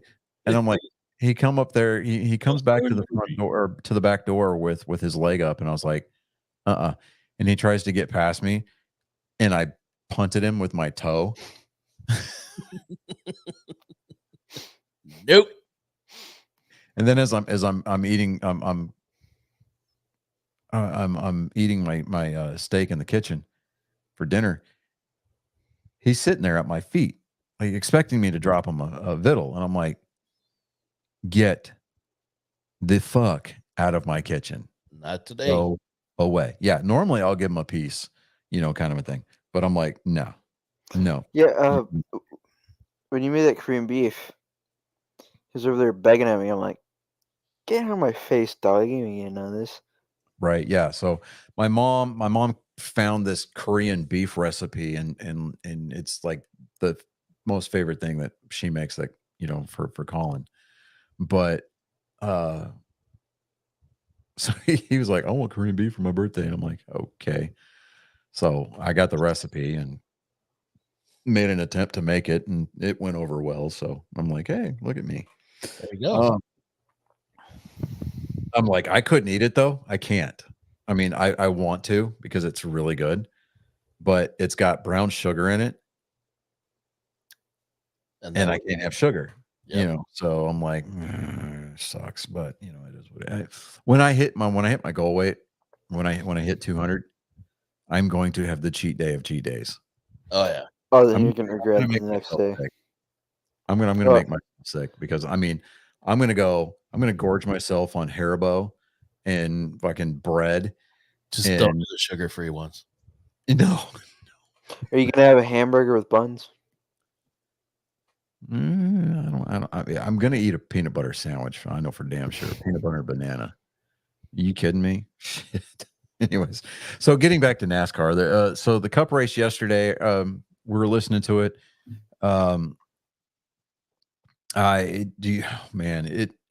It seemed kind of like a little bit of a lackluster race. With the with this new car, it's very aero dependent, which I mean, at Talladega, aero dependency is I mean, it's always going to be the thing. But with this new car that NASCAR is making the teams run, it's gone from speed and attrition to fuel mileage at a super speedway race, and drivers hate it. They you know, um, so it's like, I Super mean, the speedway car, is about one thing. yeah, it's about hot, nasty speed. Yeah. So, but with with yesterday's race, I mean, you had your comers and goers. You had a lot of guys leading laps. I mean, I think there was like 73 lead changes during yesterday's race. Damn. Well, the record is 88, and that was back in 2016, I think it was. But Ford has yet, going into yesterday, Ford has yet to win a race in any of the top 3 series at all this year. Ford has been shut out of victory lane all 10 races so far this year. But and it looked like they were getting their shit together yesterday. I mean, it was funny because I told you last week when we're talking about these restrictor plate races, these super speedway races, the manufacturers like to team up, right? And Toyota's pitting with Toyotas, Chevys with Chevys, Fords with Fords. Yeah. Well, late in the race, Denny Hamlin he led a lot. I mean, a majority, I think actually all of the Toyotas that were on the lead lap, led them down pit road during green flag stops. They get out, they get bunched up again, and they're starting to, get organized, and they're running single file trying to catch the lead draft. They got fresh tires, fuel tank, full tank of fuel, and they're running single file. Well, the problem is that if you're tandem drafting, which is just 2 cars, locking bumpers, you can get away with that through the turns. Right. But when you start going 3, 4 cars trying to lock bumpers, those cars in the middle, the person behind the steering wheel is not driving that car. Yeah, he's just along for the ride. Yeah, absolutely. He's along for the ride. So Bubba Wallace, in true Bubba Wallace fashion, he sent Eric Jones around and took out Denny Hamlin. Actually, he took out all but 2 of the Toyotas that were on the lead lap. Wow. Yeah. So it's kind of like, oh boy. Where are his apologists now? Oh, they're still making excuses. Oh, it's Talladega and he's still haunted by the whole garage pull down. Shut up. God. And Fox did, like, Fox and NASCAR's social media platforms, they did the whole flashback to that weekend where all the teams pushed Bubba's car to the front as a shine of solidarity. Like, and then he gets out and he's like, oh, I know it's not what it was supposed to be, what I'm telling everybody that it was, but I'm going to cry because I'm a victim. Look, it's got nothing to do with racism. It's feigned indignation. It's over a complete non-issue. Yeah, it's convenient victimhood at a time when it was popular. Because why? Oh, I can get shit done. The one thing that came out of that entire deal was that NASCAR had officially banned fans from flying the Confederate flag in the camping areas and in the infield. If you are caught with a Confederate flag at a NASCAR event, you will be asked to take it down, and if you do not take it down, you will be asked to leave. Yeah. Now, I'm not a huge, I get I get that the flag has become synonymous with A, B, and C. I get it. I also subscribe to the heritage, not hate thing, because contrary to what modern academia might try to lead you to believe, the Civil War was not fought because of slavery. Exactly. So do your homework on that. Form an opinion. Yeah, form an opinion that is educated, and we'll start entertaining. But moving on. So I was happy, pleased as punch to see Denny Hamlin wreck out of the race.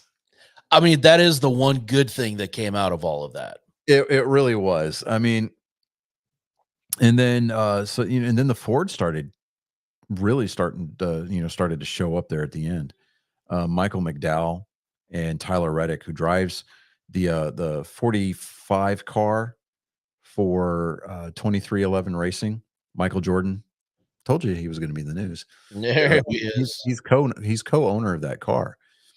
And Michael McDowell and Tyler Reddick were just trading back. I mean, they were trading haymakers, going back and forth, exchanging, fighting over who's going to be leader. Brad Keselowski was giving Michael McDowell pushes. Chase Elliott was giving Tyler Reddick a push. Noah Gragson came home third in his career best finish at Talladega. Yep. So, I mean, the Fords really started to show up. They really started to show out. I mean, I think the law of averages, because they on Sirius XM, they do a post-race show where the fans can call in. And I called in and I got on the air. So I was like, okay. Normally I told him, I said, normally I'm a Hendrick Motorsports guy. I'm unabashedly have not been afraid of showing that. I said, I found myself really pulling for the Fords there towards the end of the race, just because, one, they'd been kind of locked out of, been shut out of victory lane. And, just the Fords really, they run strong at these super speedways. And I said, because, I mean, if you remember a few years ago when Chevy made some changes to the Camaro body, the Chevy teams, they had a hard time for like the first third of the season. And then after that, once they got the notes figured out on the adjustments for these cars, they started winning races. I say once they hit it, it started hitting hard. Yeah. I mean, it started hitting hard. I mean, I think they made the body change the year that Chase Elliott won the championship. And then the following year, Kyle Larson won it. Mm-hmm. And then the last 2 years, Ford have been home of the, they've been the manufacturer for the champion, Joey Logano, and then Ryan Blaney last year. They both drive Fords, but Ford came out with a new body style this year, the Ford Mustang Dark Horse. It's got a different front end. It's more of it's kind of more of a retro feel, more of a square nose. Which, I mean, I like it. I like the look of it, but just as far as how it relates to aerodynamics on the track, I mean, they've been struggling. And they're going to be strong at Daytona. They're going to be strong at Talladega when they go back to these tracks. But these super speedway tracks are not going to be the exception to the rule for the Ford teams this year. They're going to get it figured out. They're going to, I think it's Martinsville next weekend, or Dover. I think they're going to Dover next weekend. I'll double check that here in just a minute. But people like Brad Keselowski, I mean, he's won 6 times at Talladega, and he was contending for the win. I mean, he was running second behind Michael McDowell. And, there was a lot of people that called into that show that were just bashing on Brad, talking about how he caused a wreck again, caused Ford a victory, blah, blah, blah. And if you look at the footage of that finish as they're coming to the checkered flag, Brad Keselowski out-strategized Michael McDowell. He was braking, sticking his nose out from behind McDowell's car, and he was He wasn't putting a bumper to him at all. He was not drafting him, not bump drafting him, not giving him any help. He was going from the top to the bottom. Michael McDowell, he blocked to the top of the track. He blocked to the bottom of the track. And then when Brad Keselowski tried to go back up, Michael McDowell made too much of an adjustment and spun himself, basically. And it just, he collected Brad Keselowski a little bit, slowed him down just enough to where Tyler Reddick got around Brad Keselowski and basically stole one. I mean, they were coming to the finish line.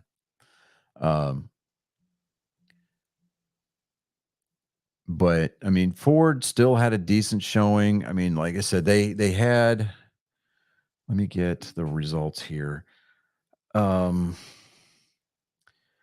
So Tyler Reddick finished first in the Toyota. Brad Keselowski finished second still. Noah Gragson, like I said, he finished third place. Ricky Stenhouse Jr., who traditionally runs very well at the super speedway races, he finished fourth. He came home fourth in his Chevy. Alex Bowman was the standard bearer for Hendrick Motorsports. He finished fifth in the 48 Allied Camaro. Anthony Alfredo, who a lot of times anytime he gets on TV a lot, it's usually because he got into a wreck. and the thing about his car and his team, they run the number 62 car.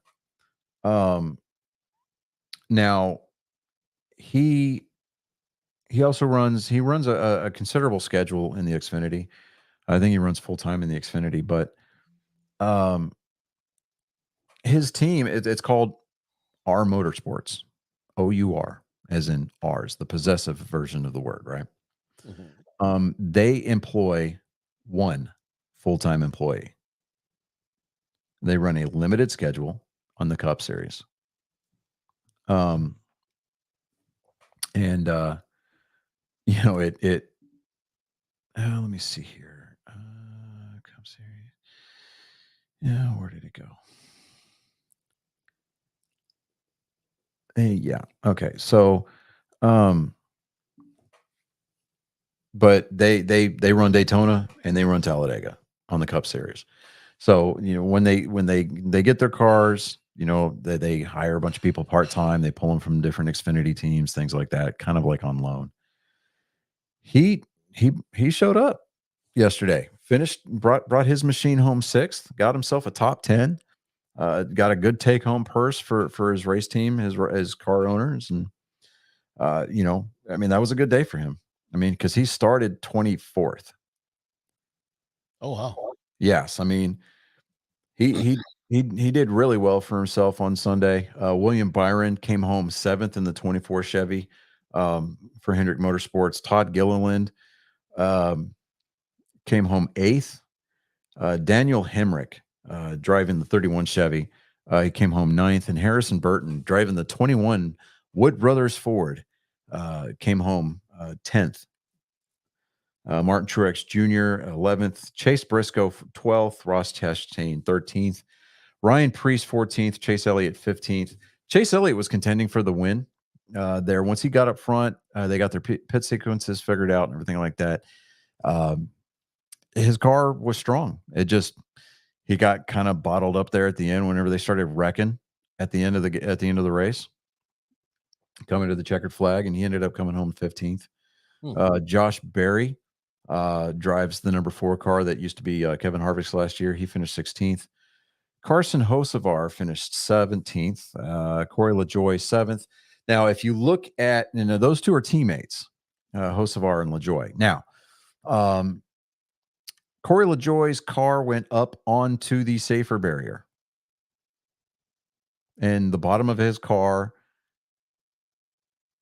was visible to the people in the stands. He rode the safer barrier backwards across the start-finish line. And Carson Hocevar had Corey LaJoie's car pinned up on the safer barrier. So if you get a chance, go on YouTube, check it out. Let's see if I can find that. Yeah, it's a it's Russ kind of a Stain is taking notes. Be like, I could top that. yeah. You know, and it's almost like they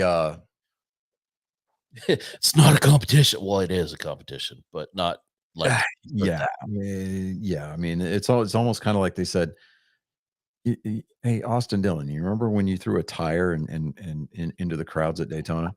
Yeah, this is how you do that with style and not kill anybody. right. Like, well, that took a dark turn real quick. Apparently, there is a right way to do it. Right, there's a right way to do it. This is what you this is how you make one of those glitches in iRacing happen in real life. There you go.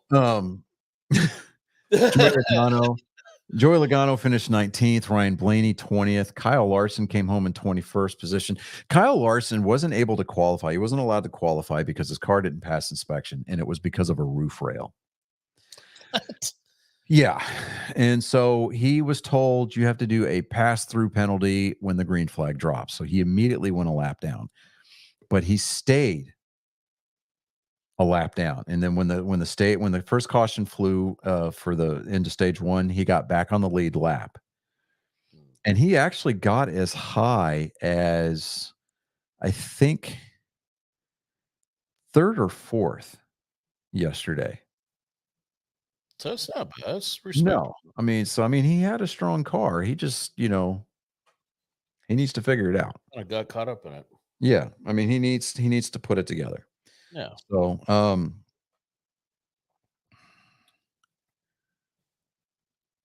okay. So my physics teacher finally graded my exam for last week. Let me do this real quick. I'm curious. I want to see my grade. So we're going to learn the same time I learn. Another world premiere. Yeah, another world premiere. So how did I do? I got an 88 on it. That's fine. It's whatever. Hey, Are you kidding me? And I still got one of the top scores? C's get degrees. Wow. That's okay. This make you feel better. I guess so. Yeah. Okay. Yeah. Yeah. Okay. That works for me. I guess. I mean, I'm not. That's where you're supposed to be. Infantry leads the way. Dude, here's the deal. I'm not down with the 88 though, man. I'm not, because like now I've got a 90. I went from a 93 to a 90 because of the 88 just now. Yeah. Well, I've got one test left. It's the final, and that's where most of the credit goes.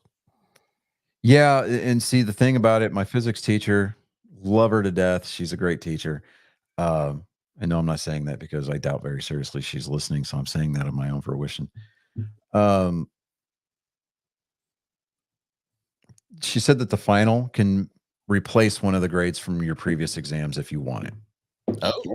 And I did score an 86 on the second exam of the semester, so I think, depending on how it goes. Yeah. So I mean, considering it was like transference of heat and thermodynamics and all that other garbage, I'll take the 88.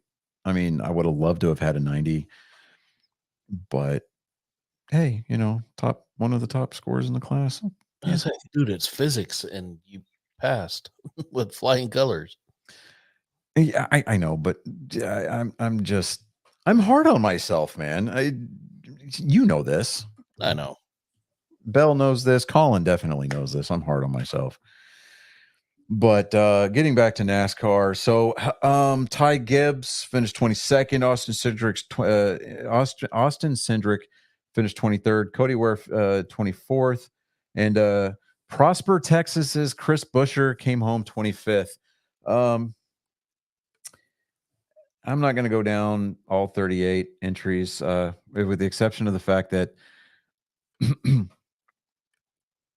Bubba Wallace Denny Hamlin, and Christopher Bell in that order finished last 36, 37, and 38th.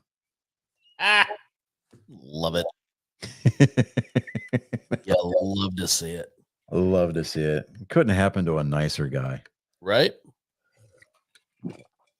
But yeah, so let me see here. Next week, they are going to Dover for the Monster Mile. It is the Worth 400 at Dover Motor Speedway. Catch it on Fox Sports 1 or FS1. It's going to be PRN picking up the broadcast this coming weekend, which is the Performance Racing Network. You can also listen to it on Sirius XM in your car or on the app. That race starts at 1 o'clock p.m. Central Time. So just be on the lookout for that race. Catch it. The races at Dover are fun to watch. After that, they're going to be going to Kansas and Darlington Raceway on the 12th of May for Throwback Weekend. That's going to be fun. And then the All-Star race at North Wilkesboro Speedway is going to be on the 19th of May. So that's going to be doubly fun. I'm going to have to listen to the All-Star race again on the radio. That's going to be the Saturday night race. Actually, you know what? It might be a Friday night affair. I'm not sure. Let me see here. May 19th.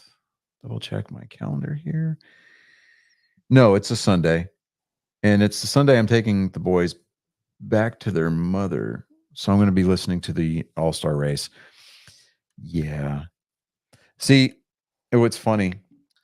It's just not the same. Like, it's nice. It's cool. It is cool because, I mean, like I said, MRN and their crew of commentators, they nailed it yesterday.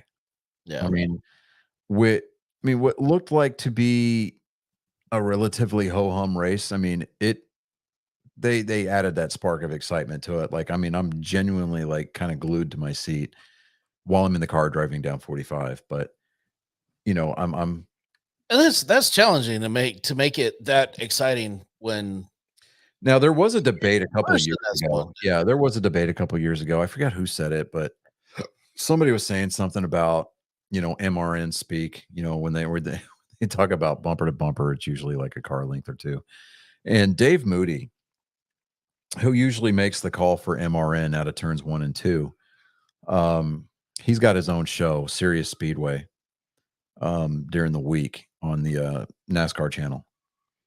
And he took exception to that. He's like, yeah, that's not cool. And he had the guy that made the comment on his show, and he's like, yeah, so here's the thing, and just really didn't back down. And obviously the professionalism kind of prevailed there, and both of them acquiesced. And yeah, there was an apology issued, but it wasn't by Dave Moody. That's all I'm saying.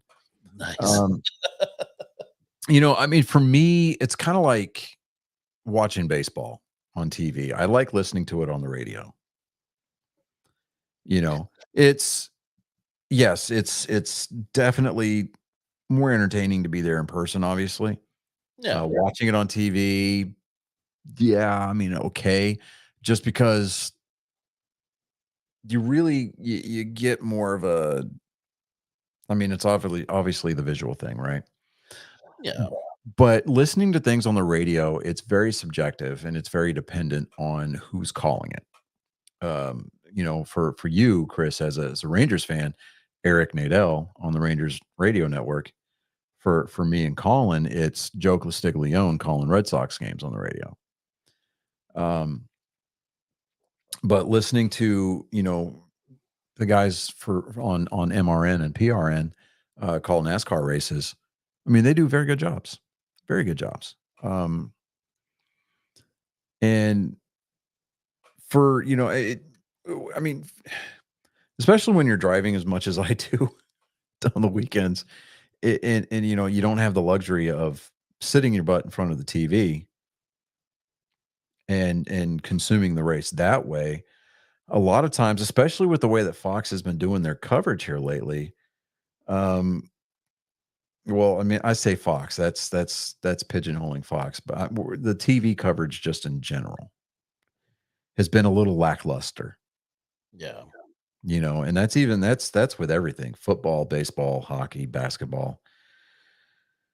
Um, I I find myself really just settling in and loving the radio call. Well, there's it's almost a nostalgic feel to it. It's It, just it- something about that radio feel that, and especially if you're lucky enough to get it on an AM dial. oh yeah, I know it sounds absolutely. weird, but Yeah. I mean, but and, being able you to know, get it on they were AM, giving shout outs to some of the AM radio stations that still, you know, carry MRN, but yeah. you know, I mean, they were talking about like the flamethrower, which, you know, that harkens back to on AM. AM stations can have a booster to boost their signal. You know, Mhm. yeah, I remember the days when Rush Limbaugh used to talk about that all the time. And, Yep. you know, it's like, Well, that was yeah, here at the EIB network, we yeah, have here in town, the modulation. WOAI was the freaking was a torch, man. You could get that thing anywhere. Yeah, You're talking 3, 4, 5 states away. right. Exactly. So, I mean, but in the days of satellite radio, you know, with mixing that with terrestrial radio, it's really, it has lost a little bit of that flair, so to speak. Yeah. But when you break it down to its basic chemical composition, I mean, I would almost prefer listening to the radio broadcast as opposed to sitting there in the living room trying to watch it. Um, I mean,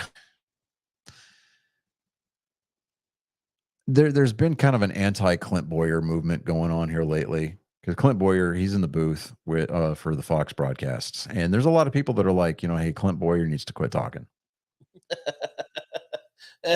Eh. Yeah, see, here's my daughter. She goes, my coworkers and regulars are getting used to me always playing WEEI anytime there's a game going while I'm at work.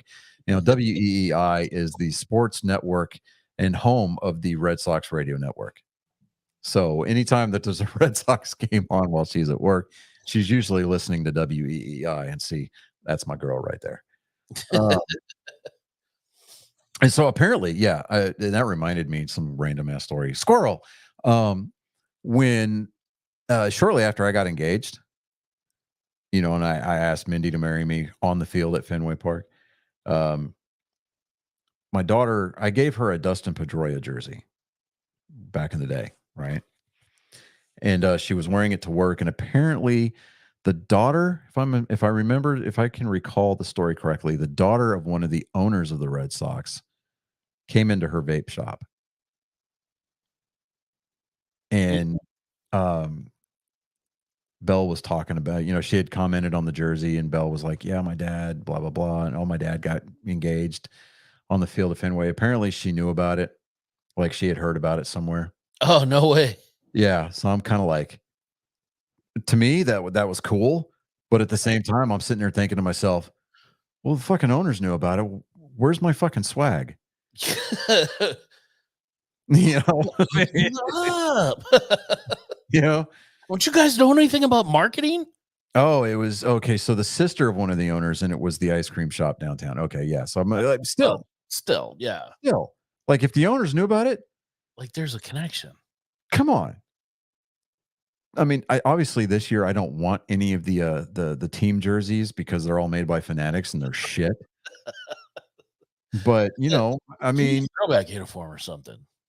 not necessarily even a throwback. Just Anything that's just plan a weekend when the team is home in town and they're playing somebody that there's no doubt in any parallel universe that they're going to beat, because and fly me and my family up to fucking Fenway for a game. that'd be cool, That would be cool. Like, you know, like an anniversary present. That would be awesome. right? Ooh, Just there kind you of throwing that out there. Oh, so it was on Twitter and she saw our tweets. Okay.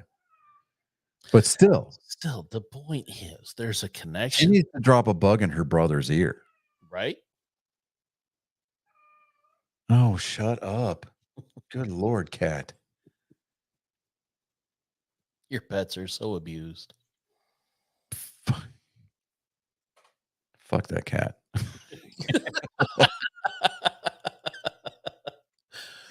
I mean, Oh Lord. You know, I and this is gonna hurt my daughter's heart, but I'm like, I can't wait for these cats to shuffle off of this mortal coil. Move on. Yeah, move on. Yes, we're not saying I want the cats to die. No, no, no. I want them to transcend to a higher level of physicality. A higher plane of existence. Yes, thank you, thank you. Higher plane of existence, exactly. Because I don't want a cat box in my house anymore. Yeah, understandable.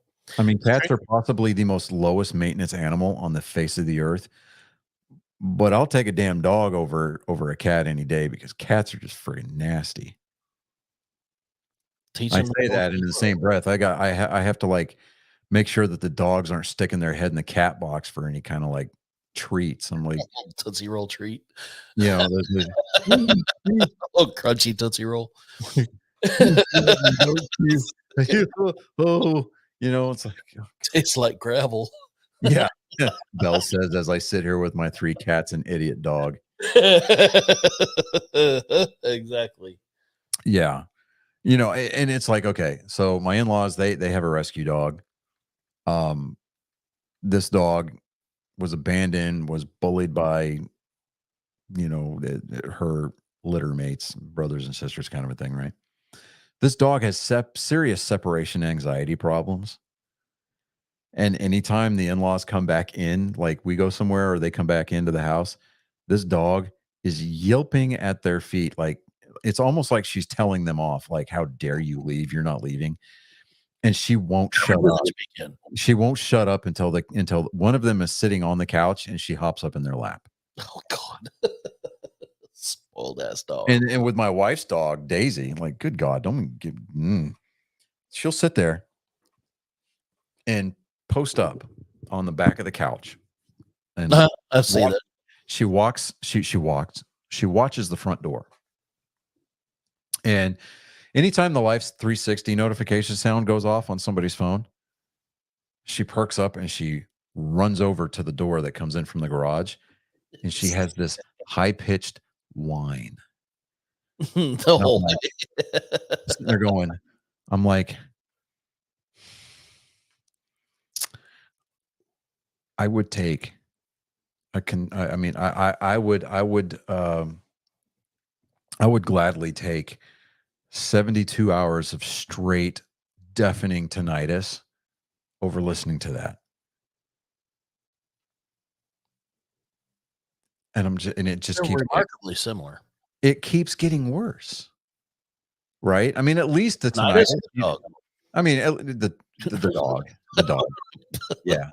I mean, the Song of My People. I know all of the bars. I know the bridge. I'm well versed in the chorus. I get it. Yeah. So Belle says mine will be whining while laying on me because I'm not paying 100% attention to her. Yeah. See, I'm like, where, you know, they say that dogs start to emulate their owners, right? Right. That is not true. Oh yeah, I got my dog right here, and sometimes, you know, the real pet. If I don't continue petting her, she's like with her paw on my arm, scratching at it. I'm like, oh, I hate that. So she'll grab your hand and like pull it back. Yep, exactly. And I'm like, see, Harry, you give him any kind of attention, you scratch him behind the ear, you pet him, whatever, and you immediately, as soon as you take your hand off, the first thing he does, he licks his dick, and then he hops down and rubs it into the carpet.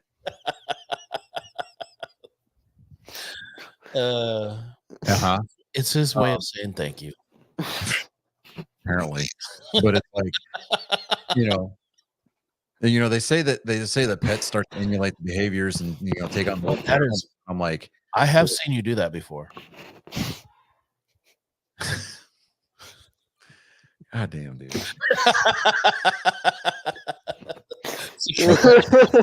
Okay, all right, okay. Rubbing it in the carpet is one thing, but like, I was impressed how flexible you could be. I'm not flexible like that. I'm flexible, but I'm not that flexible. I'm athletic, but I'm not freakishly athletic. Listen, kinda- just because you couldn't reach it all the way didn't mean you didn't give it the old college try. Dude, that's why I had to stop eating milk bones, man. Because I started to chase cars and I kept falling off the couch because I would try to lick my balls, dude. I mean, come on. Was that before or after you started the carnivore diet? Oh, it was way before. It was years. Yeah. Yeah. I mean, my wife, she was like, "You eat milk bones?" I'm like, "Yeah, dude, it's just nothing but protein." I mean, But she was like, "Oh, that's roughage is you're gonna have roughage, to- right? you're gonna have to stop that because I mean, back when I had good knees and I could still chase I could I could duck and weave and not get hit when I dart out into traffic. Yeah. Yeah. That's the reason that you have the chicken wire. Not for the dogs, for you. Right. Yeah. And Bell bringing back an oldie but a goodie with the urban legend of Marilyn Manson. There you go. They were like, I remember back in the 90s, and I'm talking about like when she was born, the 90s. There was a rumor going around that he had his floating ribs taken out just so he could fillet himself. Dude, that wasn't even like that was gospel truth when we were growing up, too. It wasn't Right. even And then it got debunked in the biggest way possible. I mean, like huge debunked. Like, have you seen Marilyn Manson lately? Like Not lately. the dude is fluffy. Yeah. Yeah. Oh, he, yeah. he did not age well. He filled out in a major way. That is true.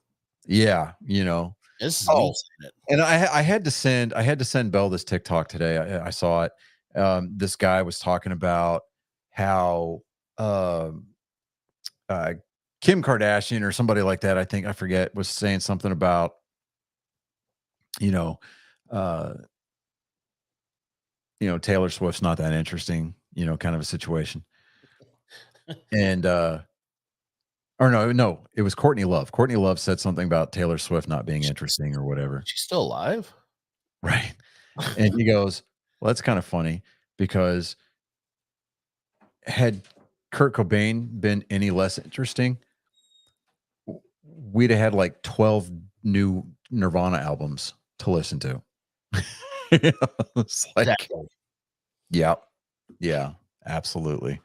And she did it. She did it. Oh, yeah. Without a doubt, she did it.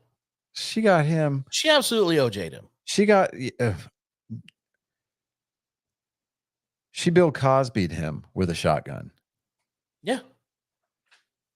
Absolutely. And, I mean, I mean, she started to show her true colors a little bit, especially when Kurt Cobain's daughter came of age and she was able to access the trust fund that Kurt set up for her. And Courtney Love was shut out of it. Yeah. Oh, she was pissed. Yep. So, I mean, and we were I remember the day that got the day that was announced, that Kurt Cobain had died, because we lived an hour out of Seattle about that time, because that was my dad's last duty station, was up in Washington State. Oh man. And so, I mean, I was up there during that whole Seattle sound thing, right? Pearl Jam, Alice in Chains, Nirvana. I mean, the whole grunge era. I was up there for that whole thing. Nice. Right. And the music was so good. But yeah, I remember the day that happened. So I was in the 8th grade when that happened, when that went down. No, I was in the 9th grade when that went down. Yeah, I was in the 9th grade when that happened. But yeah, it did. I mean, all these girls in school, they were just like crying. And of course, you got all the jocks. They're sitting there going,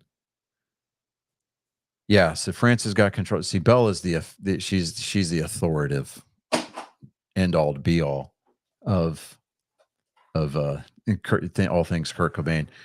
Frances got control. Frances, being Kurt Cobain's daughter, got control of everything involving her dad's estate the second she turned 18. And Courtney's she's been locked out of it. Yeah. So, which is good because Couldn't have happened to a better person. I'll be in there in a minute. We're fixing to land this plane. Sorry. I say we're just over 2 hours. Yeah, we're at the 2 minute or 2 hour and 5 minute mark. But yeah, so let me see here. I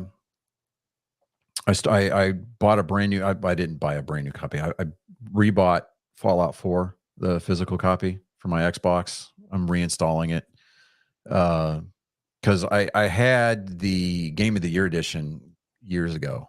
Yeah. So I had all the DLC for it. I'm waiting for the next gen update. 25th. Yeah. So Yeah. and it's supposedly supposed to be free. So in 3 days. So. Yeah. So in 3 days. Yeah, I'm not going to touch it until then. So, but, I revisited and went back to Fallout 3 yeah, and started playing through that. And it is significantly harder than I remember it being. dude, a lot of the old school games are, Holy man. shit, that thing is hard compared Dude, to like Fallout the- 4. Fallout Some of the old school Nintendo Four, games, hold like your the hand. original. Yeah, Four, like go ahead, Colin. besides 76, okay, out of the good games, 4 is definitely the easiest. No, without a doubt. Yeah, But like, I'm sitting there like when I refurbished my original NES and I started playing some of the old games, like I'm sitting there going, this shit wasn't this hard when I was a kid. Right. Exactly. Of course, your reflexes were a lot better back then too. Right. Well, that is the fact that we've evolved and we're used to so many more buttons. And and if you remember the original NES controllers, not only were the original NES controllers indestructible, Oh, they were but there bricks. was such a lag time on the buttons. oh yeah, dude, I remember beating the first level of Rocketeer and being so happy. Yeah, like because I've got that game cartridge, I've got the Rocketeer, right? Yeah. I mean, dude, it's an underrated movie, and the game was right up there with it, right?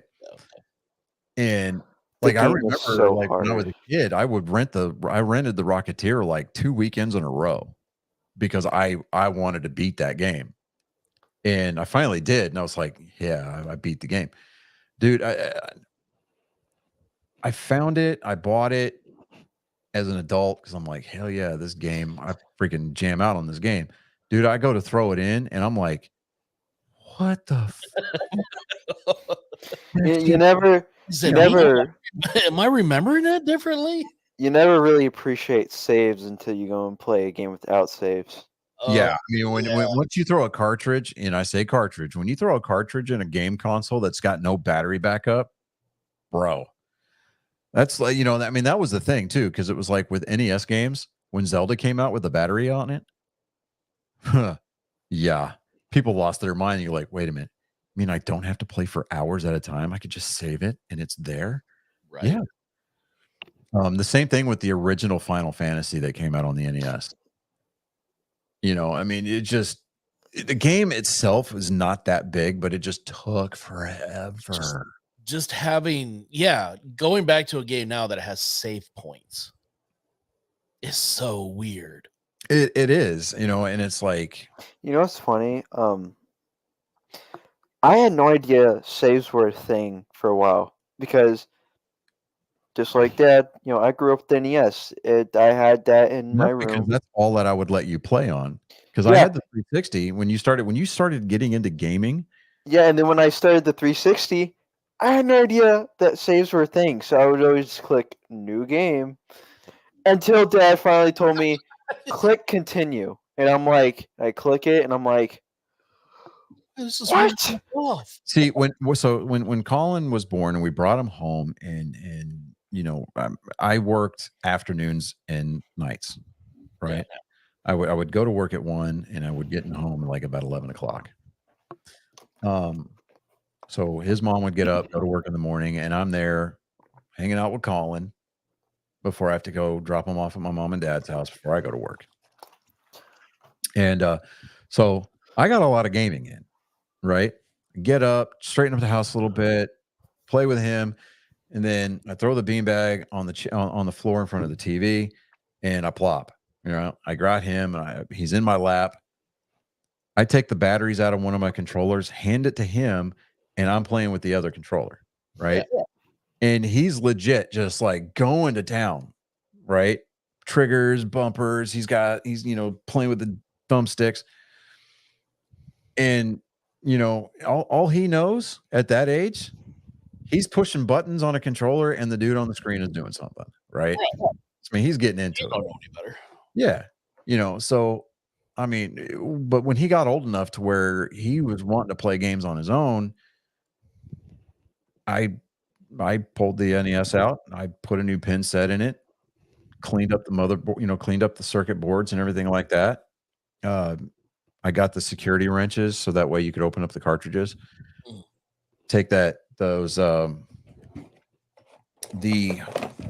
there's a special eraser that you use when you're like drawing and stuff like that.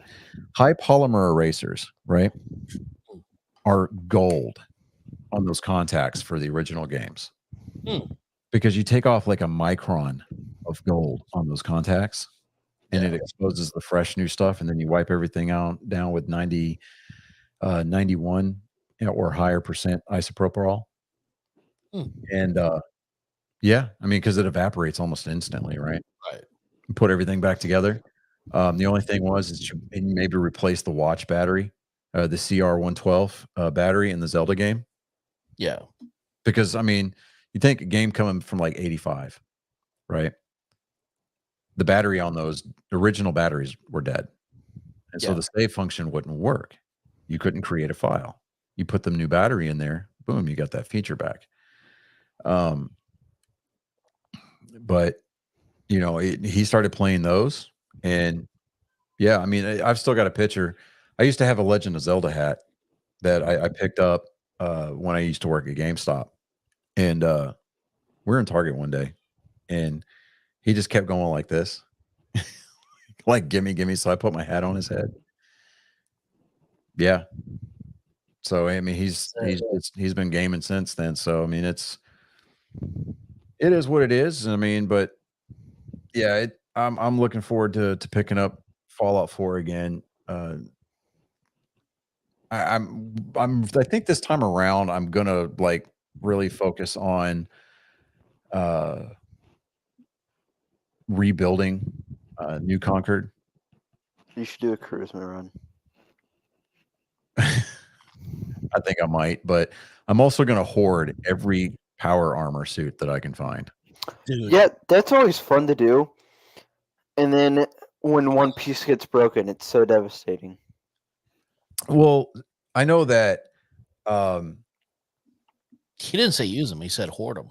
Well, Yeah. no, yeah, but then it's like, I'm gonna build a warehouse to where there's nothing but power armor suits lying. Yeah, but then you want to know what happens? Some idiot in your little settlement decides to put one on, and then If they're enemies attack your. if they're on the stand, they don't take them. If it's freestanding, they do. Yeah, I mean, I'll just build a repair You just have repair bench for it. exactly. You just set up those the You know what sucks? engine stands or whatever they call them. You want to know what sucks about destroying or blowing up the whatever it's called, the Institute.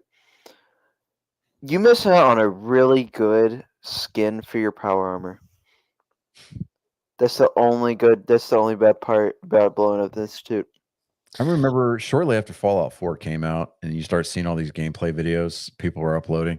One guy, he built a tower that had light, right? And he set it to Phil Collins In the air tonight. in the air tonight. Yeah. And just as the drum solo hit, all the lights on the outside of this tower that he built went off in sequence. And you see them go like this, and then they go up, and then you see a mushroom appear, and then the top of the building. He made a squirting dick on the side of this tower with lights. And he timed out all of the switches just right. Like he had to they basically do a speed run all the way up the building. And then like he jumped out or something like that, landed in the water that was at the base of this tower, and then turned the camera away. Did he build off of a building? I don't know. I think he did his own. He did his own. It was all freestanding. Yeah, that's right. It was freestanding, but it was next to water, because as soon as he flipped the last switch, he jumped off the building, landed in the water, and then got up on the land and turned around to have the camera face the building. Man, the drum solo hit, do do do do do do, right? That you saw the dick and balls, and then the top of it was going like that. It was. I was sitting there going, I'm like, dude, think of how long that took him to get. Yeah. Dude, have you seen some of these videos of people building these giant structures in Minecraft? Like entire like kingdoms. Oh yeah. And I'm like one guy, he did a time lapse video. He drained the ocean. Like, how do you have the time for this? I'm like, Stream. number one, how do you have the time? Number two, how do you not get bored? Like, well, see, that was back so in the day whenever people would like, there's that one. It's the original server, I think, on Minecraft for PC, and it's so like corrupted right now. Like you only way that you get in is by invitation only. And I forget the name of it. I know that the kids, I know that the boys upstairs would know the name of that one, but probably. Oh boy, but there, and it's like, especially in the jetpack in Fallout 4. Sometimes I wonder if the materials were worth it. That uses up so much stamina, but you need it to get a certain leggings. Yeah, because the leggings are like the Fallout Boys leggings, and you can't take fall damage no matter the height. So you remember the number that we got this weekend? Yeah, we didn't have it. So we added a new table tent number to our collection. How many do we got? Let's see here. 1, 2.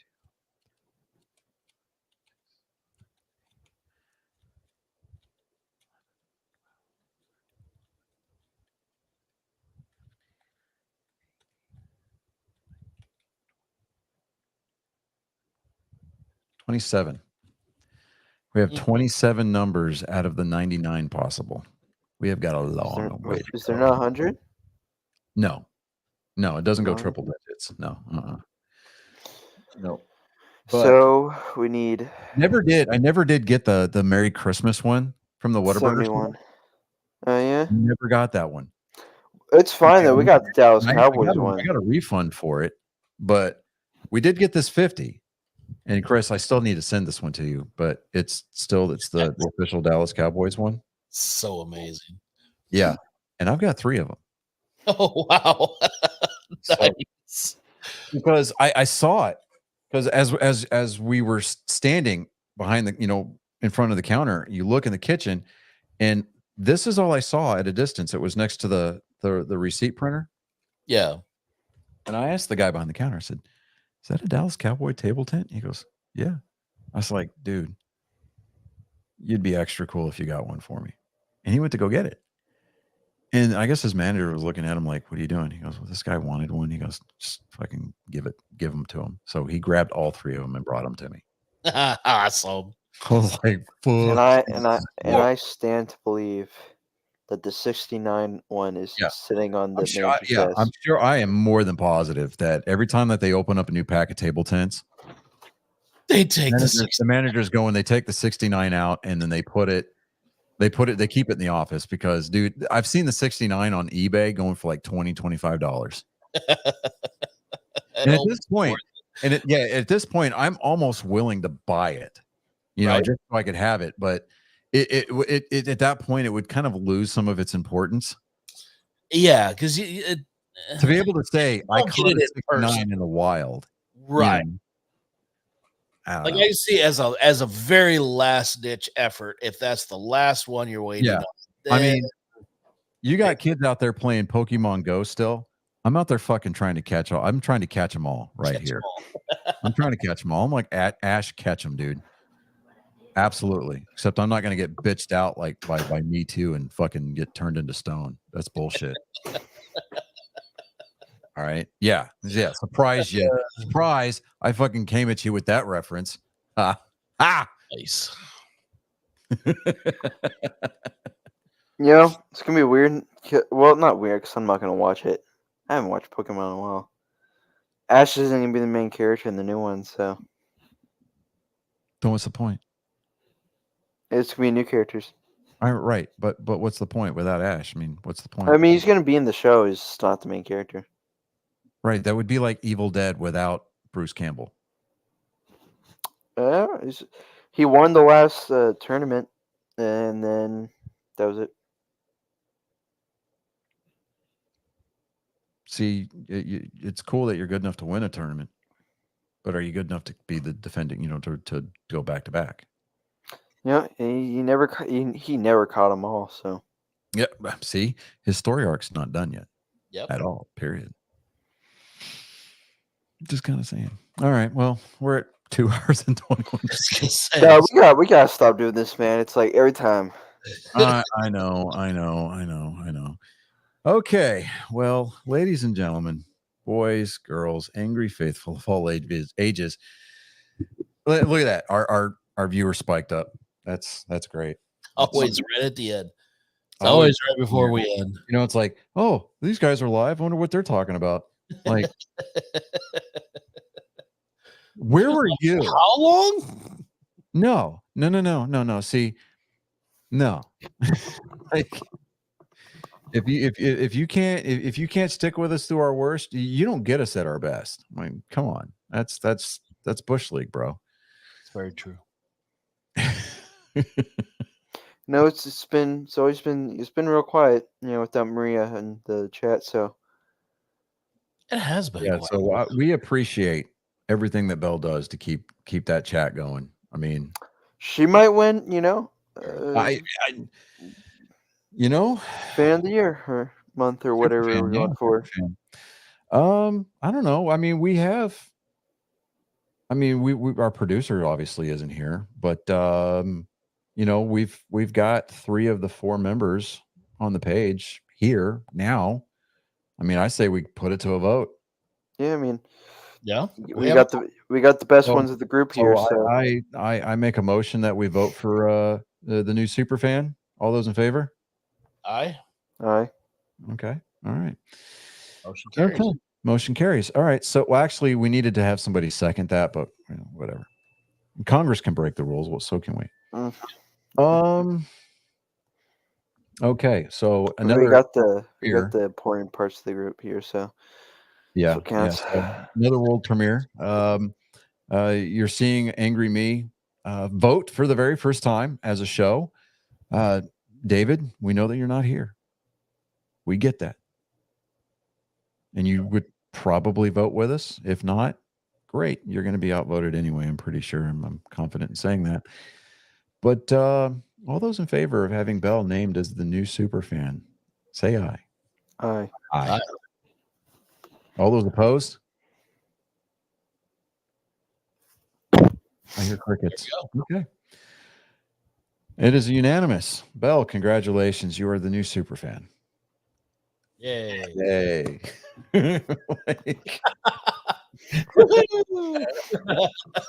Hold on. Here we go. I know that no matter what happens, I can accept how this ends. Yes, there we go. All right.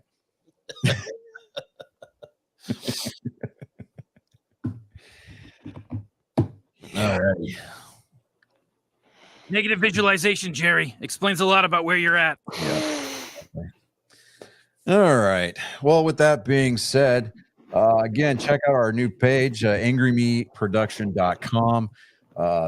Like us, love us, hate us. Don't really care. Just check out the webpage, share the link with your friends. If you are listening to us on Apple Podcast, give us 5 stars, even if you think that we don't deserve it. 5 stars are where it is at.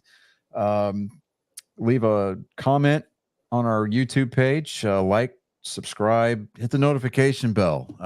You'll get notified before we go live. So that way, if you're coming in at the tail end of the show, I have a question. What was with the picture of this week? oh, David's playing around with thumbnails. Yeah, I saw that, and he had you doing like a Lieutenant Dan thing in this one. Yeah, I saw that. I'm like, David, And there's some. that is a scary, scary thing. Yeah, there's some random guy in the background. Well, that was the Undertaker. Some random guy. Really? Random guy. Oh, Some random. God. Bro. Wrestling. Why are you the way that you are? You really are your father's children. Yeah, and you're my father, so. Yeah, I know. That's why it was funny. Okay. Anyways, so with that being said, hit us up on our social medias. Give us a follow. Share. If you're on Reddit, hit up our subreddit. I'm going to update the subreddit tonight with a link to our website. And being that I'm the administrator of that, or the moderator of that subreddit, rather, I'm going to allow it. So, I know, Bell. I know. Look, In all caps, he doesn't know the Undertaker. I don't care about wrestling. I know, but it's the Undertaker. Like, you don't even have to know wrestling to know the Undertaker. Okay, I know who the William Undertaker Barton. is. I didn't know. I just didn't know that was that guy. I just. You know what? I'm almost willing to give him a pass just because of the smoke that he brings for his segment. Okay. And I'm willing to chalk that up as to a piss poor Photoshop job by David. To be fair. To be fair.